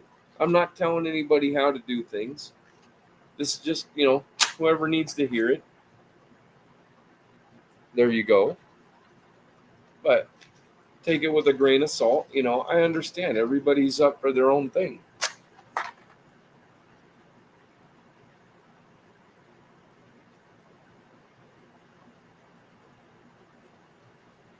But they're just good stories with happy outcomes. So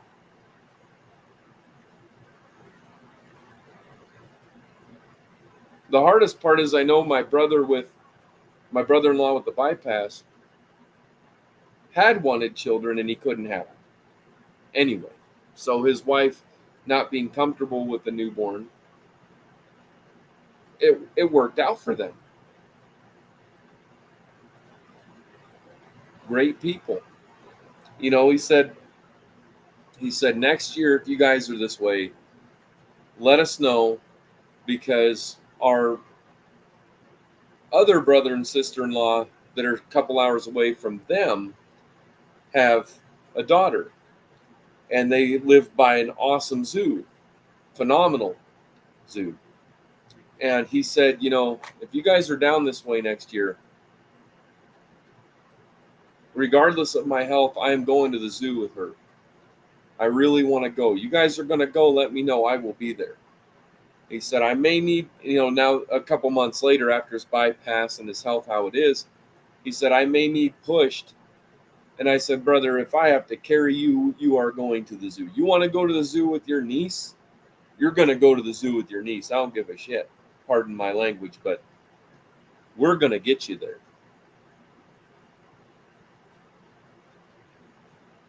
So we're going to get them there.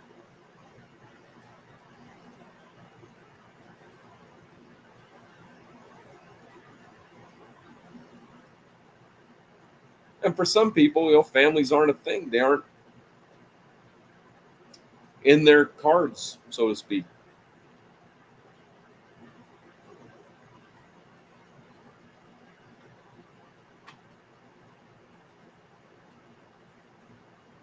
I like it, me and Mabu. I like it. So I'm content. That reminds me, one time I said this, I think I was online on here.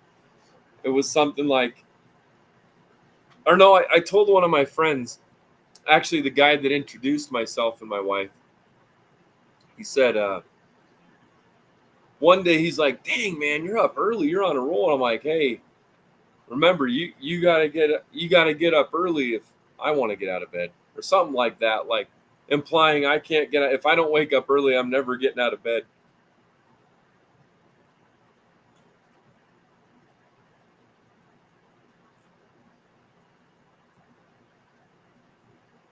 But life is a journey and an adventure all wrapped in, man. And it's awesome. You get your peacetime, so to speak, where things are just easy going. You get your routines and do things you want to do, and then changes happen whether you're ready or not, good or bad. And then change happens again, and it makes things better. And you get the privilege of being alive during it, even if it's a very hard existence. Everybody has their limitations. Mine would be dialysis. We have a neighbor that was a teacher of mine in middle school. He loved science, still loves science. He was into paleontology, archaeology, seismology, if I said it right.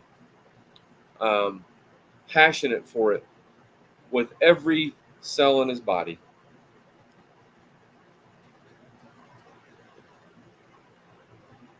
And he just recently got put on dialysis. Now I told my wife, I said I couldn't do that.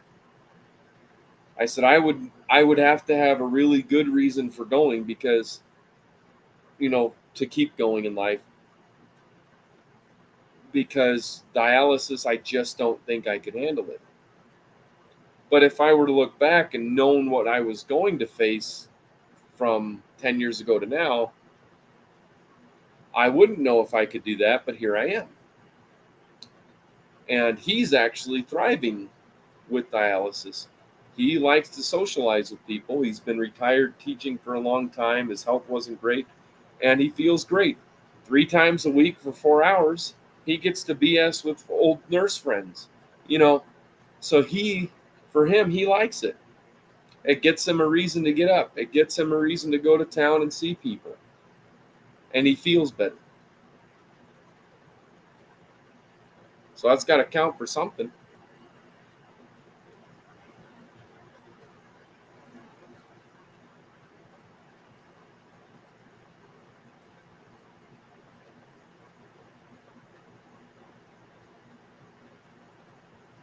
But home is where the heart is.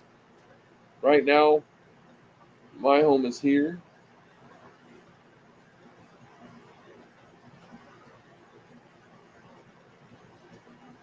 And a lot of other places, and I'll have to make those where I can be when I get there. First priority is trying to find a new car, which hopefully it's newer used. Um, but we'll see. It's crazy. And getting to get my mom doing really well, and getting pipes and other things made, and start building an inventory. That's my goal. And I like that. That is a good point, because I feel the same way.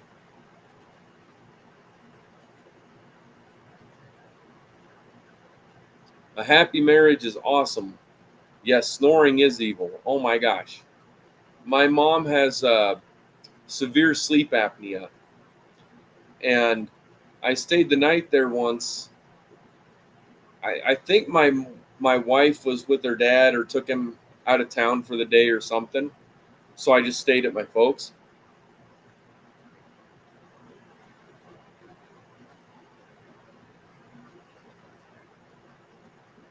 And my mom had an episode of it, and I didn't know she had apnea. We were suspecting it, but this confirmed it. I slept in the opposite end of the house in the basement, and it was so loud I wanted to leave the house. It was like bears fighting. It was crazy. and she got the test done. They confirmed it. She's got the machine next to her. She's doing great now. But it's like, gosh, Dad, no wonder you wake up early and want to leave the farm.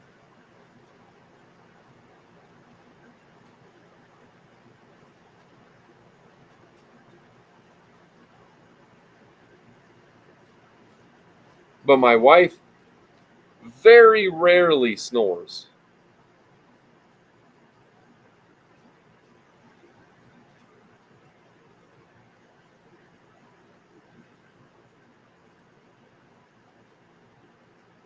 I mean, very, very rarely. Very rarely. Maybe once a year. And it's for a moment, and I'll kind of jostle her a little bit, just get her just right where she'll quit, and then that's good. I think she has a slight bit of apnea, but it's not, it's so rare that they wouldn't give her a machine kind of thing. It's like occasionally she'd do that kind of snort thing, but like it's once in the last 2 years. So I still think we'll look into it and give her maybe try my mom's machine or something like that at some point and see if she sleeps better, because she, even sleeping good, it's not a restful sleep. So I think she may have it more than I witness.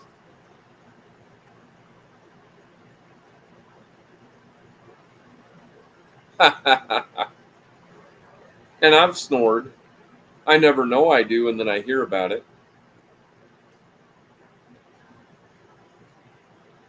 But that saying is spot on.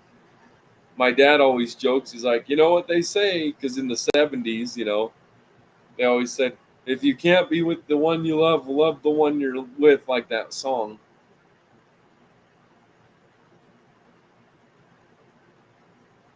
But he says it sarcastically, and he cracks me up.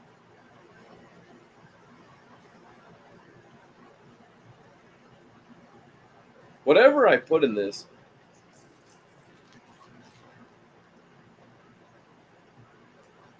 I know there's a bit of Briar'd, Burley, Virginia,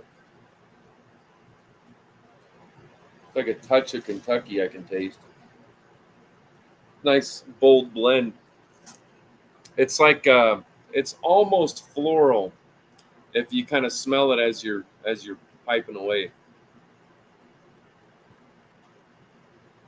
How long have you been married now? I know you told me recently. I just don't recall.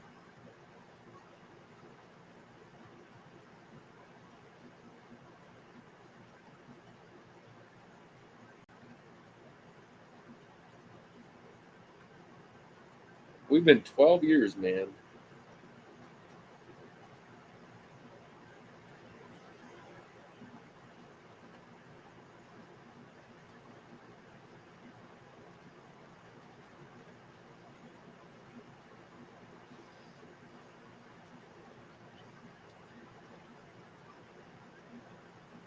Wait, have we been 12? Oh my gosh, we've been married 13. I almost said 13, but this, man, we didn't even get to really celebrate our anniversary this year. It's in May, but it's been such a summer. It's like celebrate your anniversary or look after your dad having heart attacks.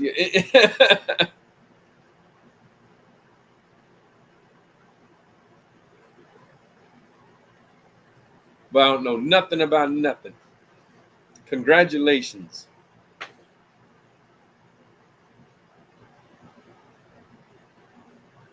I'm very fortunate. I made the right decision.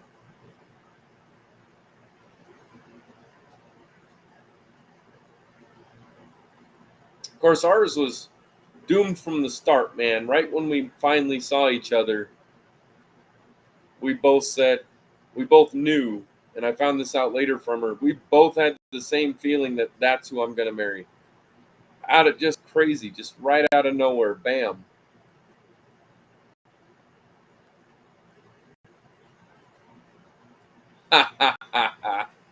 That's awesome. I like that. Yeah, my wife had been in a slightly complex relationship, and it was dissolved. Um, and then I had been in a relationship by another manipulative witch, and we got through all that. And I say, we started out as friends, so we went to movies, went to dinner sometimes, just getting through things. Let's start out as friends. That's a good thing to be in. And we got along so good, it didn't matter. I remember we went to dinner one time and we just sat there and talked for like 4.5 hours. It was awesome.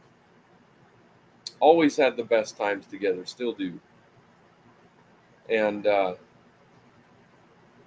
we decided at the same moment, like, why are we even bothered just being friends? We want to be together. Let's just make it official. And of course, her sister, being a good sister,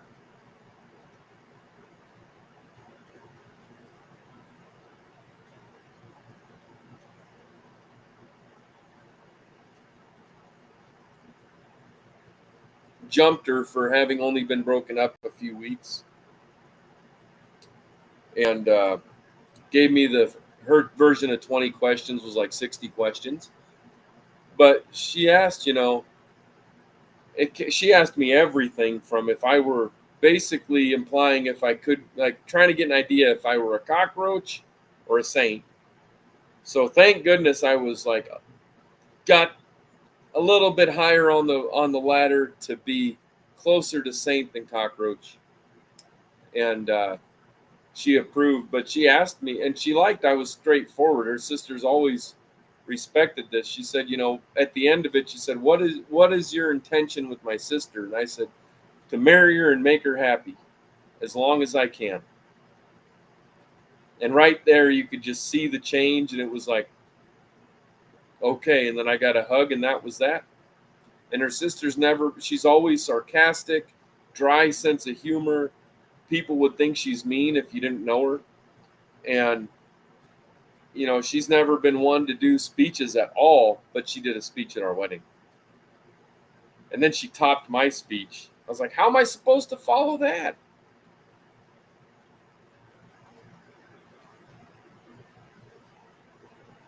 But the day I proposed, everything worked. The haircut I got was perfect. There wasn't anything wrong with it that I knew of.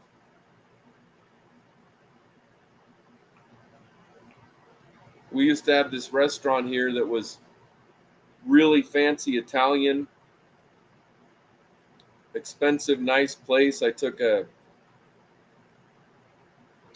video recorder there and asked them to hold it, and I got flowers and got them at the table and said, "I'll be back. I'm going to propose. I got to go pick her up." And everything just worked. No car issues, no tire issues, no BS. That day was epic. And I proposed on Christmas Eve because the restaurant wasn't open at Christmas. And I was going to eat dinner with her, but it turned out to be lunch because they weren't open past lunchtime on Christmas Eve, which is understandable. And so I proposed on Christmas Eve, and it was amazing.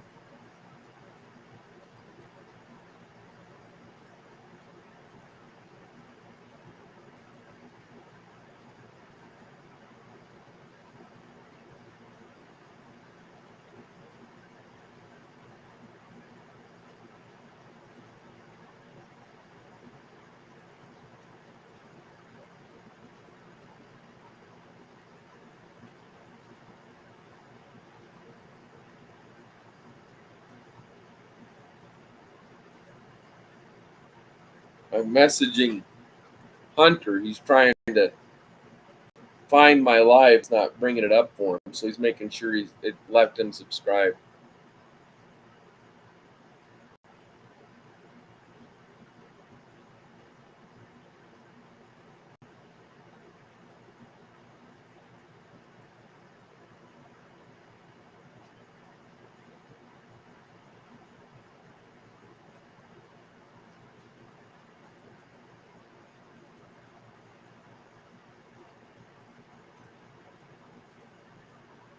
That's cool, man. I worked at a grocery store for a few years, and I worked with a guy whose dad actually had worked with my dad many years prior, and we were talking one day, and we were the troublesome trio. We were basically the Rat Pack. We were the hardest workers there. We got the most work done. We were the most loved by the bosses, and so we got to goof around a little because at the end of the day, we could run the store no problem. So I remember the one guy said, "Yeah," he said, "at my wedding we did the German Dutch hop," and we were teasing him, said, "What the heck is that?" And we're joking, and so it was the three of us working together that day, which is a whole lot more fun. We were referred to as the A team, and I remember I went around with a cart. They have two sides. They have the little bit lower wheels in the middle, and then the other ones they rock a little, but you could whip those carts around no problem. And I whipped it a little fast around to this end cap. And it was the last cart we had to do, or one of the last couple. We whipped it around, and it tilted a little, and he got scared, and he jumped over part of the cart, grabbed the end, stopped it. He goes, "You got to watch it." And he gave me a real serious look. And then I started laughing. He said, "What?" I go, "What move was that? Was that the German Dutch hop?" And he wanted to be mad, and he couldn't. Man, he was just laughing. We teased him for an hour. We were still laughing by the time shift was over.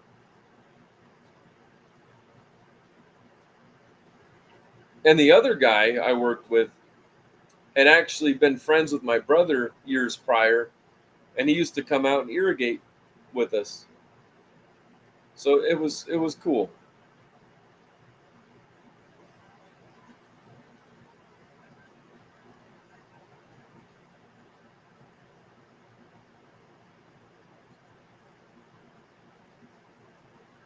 Mild mannered. The hardest part was he would get anxious and get downtrodden or worried too much. So we'd get a large truck in, and he'd go, "What are we gonna do, man? We still gotta do this. We gotta do this. I don't know." I go, "First, we're gonna do this because that's what we do. We're gonna do dairy. Then we're gonna go take care of anything that's on the ads. Then we're gonna do frozen, and then we're gonna just get everything else done. But then we're gonna have lunch break." I said, "Yeah, so we'll take our lunch break." "Well, what are we gonna do while we're at lunch break?" I said, "We're gonna eat, and then when we're done eating and having a nice break, we're gonna go work our butts off and get done, and we're gonna order, and then we're gonna go home. I don't know how we're gonna do it, because hey, man, because we always get it done, right?" Well, right? Yeah, we always get it done. Okay, that's what we're gonna do. So it was cool. He rarely did that, but it was funny because he'd go from just we got it no problem to panic, and it was fun to straighten him out a little bit.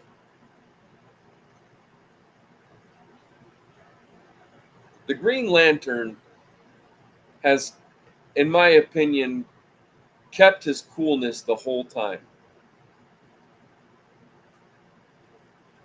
Precisely.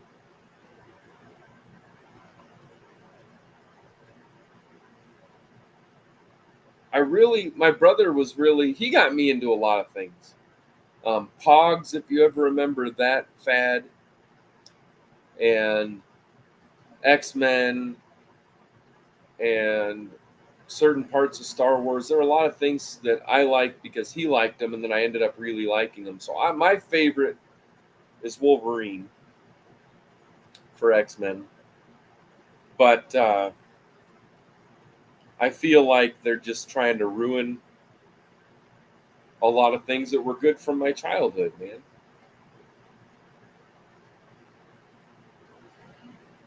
And my childhood was watching movies from the 50s and up, even though I was young in the 90s.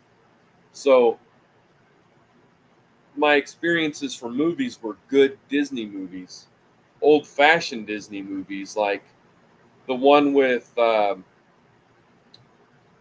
Sean Connery, and they had the Leprechauns, and they had famous voice actors that were phenomenal, and just famous actors that were phenomenal at the time. And all the Harrison Ford movies, all of them, from Air Force One back to where he was doing one where he was helping blow up bridges or blow up a dam in a World War II movie.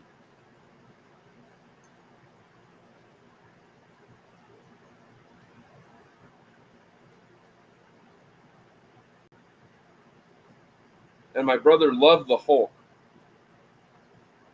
And I feel like he's just been rinsed and repeated so much. You know, Stan Lee used to come up with so many new characters that superheroes were entertaining.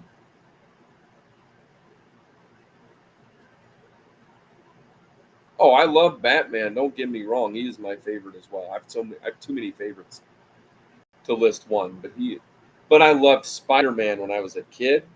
Batman and Spider-Man. Oh my gosh, my original was Spider-Man, and they had some of the best villains, some of the best toys.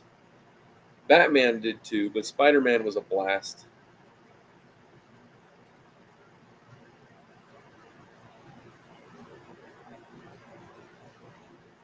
But I like originals. So it's difficult for me a little bit when they have, like, you have Spider-Man, then you have Amazing Spider-Man, then you have like 15 different versions of the Hulk. And every time they got to one up their movie, so they have to make him even more muscular, even more, even more, even more. It's like, calm down, man. You used to be a wrestler in a suit. Like, chill. Make the stories good. You don't have to make him insane. I like the Avengers. Um, the Fantastic Four, the original Fantastic Four, I really enjoyed them for a while too.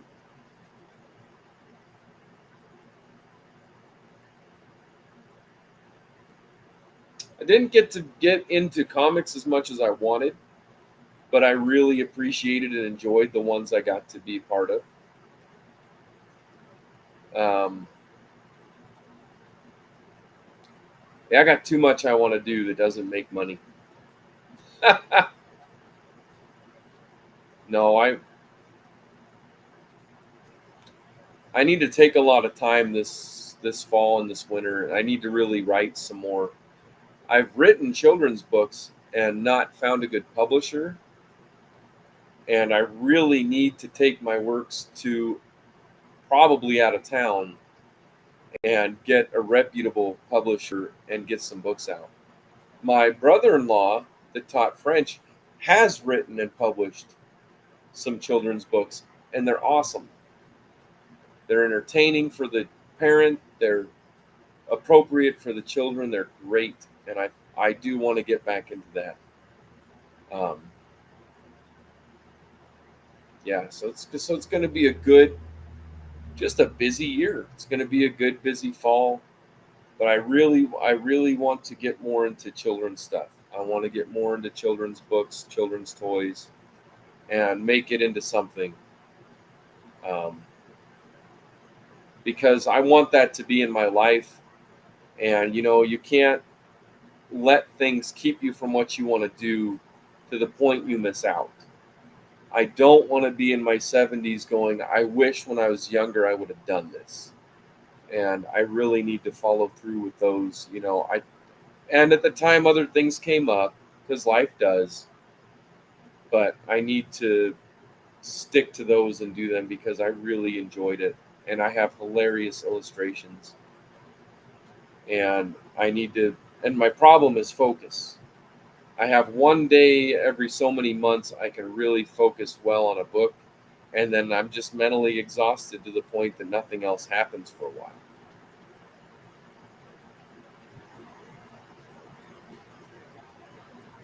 That's right. Limits may define your outline, but you get to determine what the content is.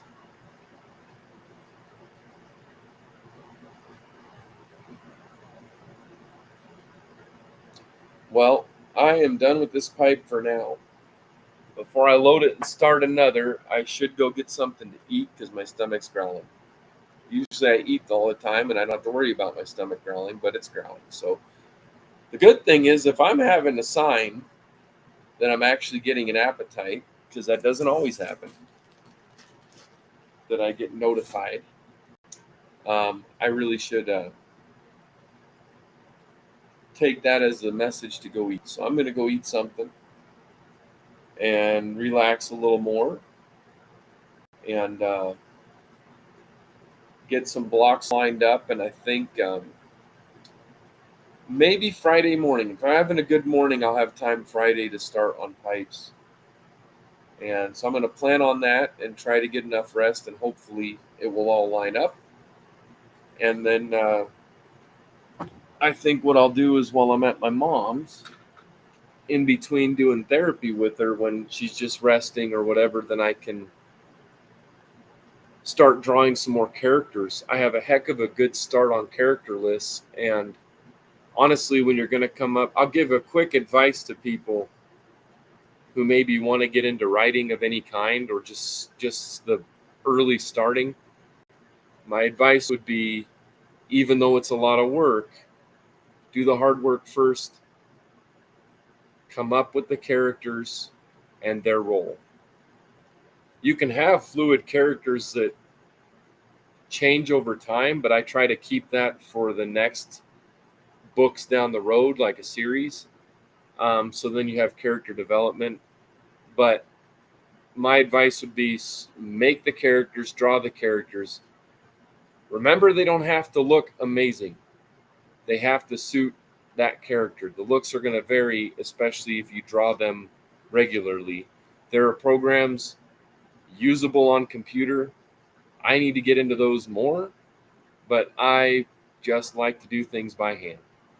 People are going to know that. I mean, you can look at famous books that are relevant today for kids. You look at what's that stinking cat one? The cat always has lazy eyes, and they always look the same, and it drives me nuts.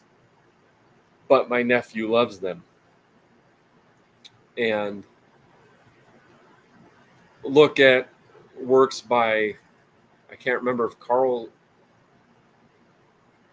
is his last name or first name, to be honest, with a really weird looking caterpillar. That style is different.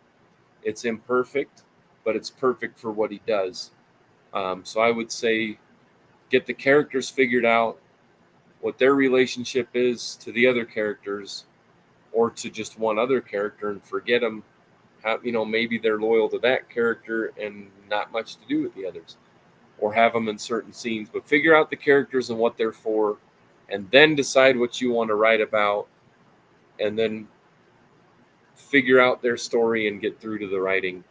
And my brother-in-law wrote a book. It was a family of peas, which implies the peas in a pod kind of concept. And it touches on parenting and how the kid is and how the parents handle it. And it's not a particularly lengthy book, but it's a fantastic book. He wrote it quickly and it's done well. And the drawings are silly and wouldn't make much sense, but they work for the story. But anyway, God bless you all. Keep striving in your endeavors. Never give up. There's always more in the tank than you feel like you have. If you're having a rough day, tomorrow's a new day. And if all else fails, light up a pipe, jump on here, and we'll get all Briar'd up together. But I enjoyed it myself. Thank you very much for being here. I appreciate you. It's good to see you again, Yornik, Dark Lord, Brian, everybody who's here. Bud, thanks for joining us. Anybody I may have missed, we'll do this again soon. But I appreciate your time. and everybody being respectful and kind as usual. And yeah, have a great day, a great weekend coming up. Enjoy your summer whenever it is. Some people starts in a few months. Mine's, I don't know. I consider it over. I know we've got another month to go, but it feels, I mean, it's already August 20th. Holy cow. So here it's August 20th. So yeah, so about a good month or so, and then our summer will be officially into fall. But it's yeah, it's good to keep going. Don't give up. So thank you, and have an awesome week and life. God bless you guys.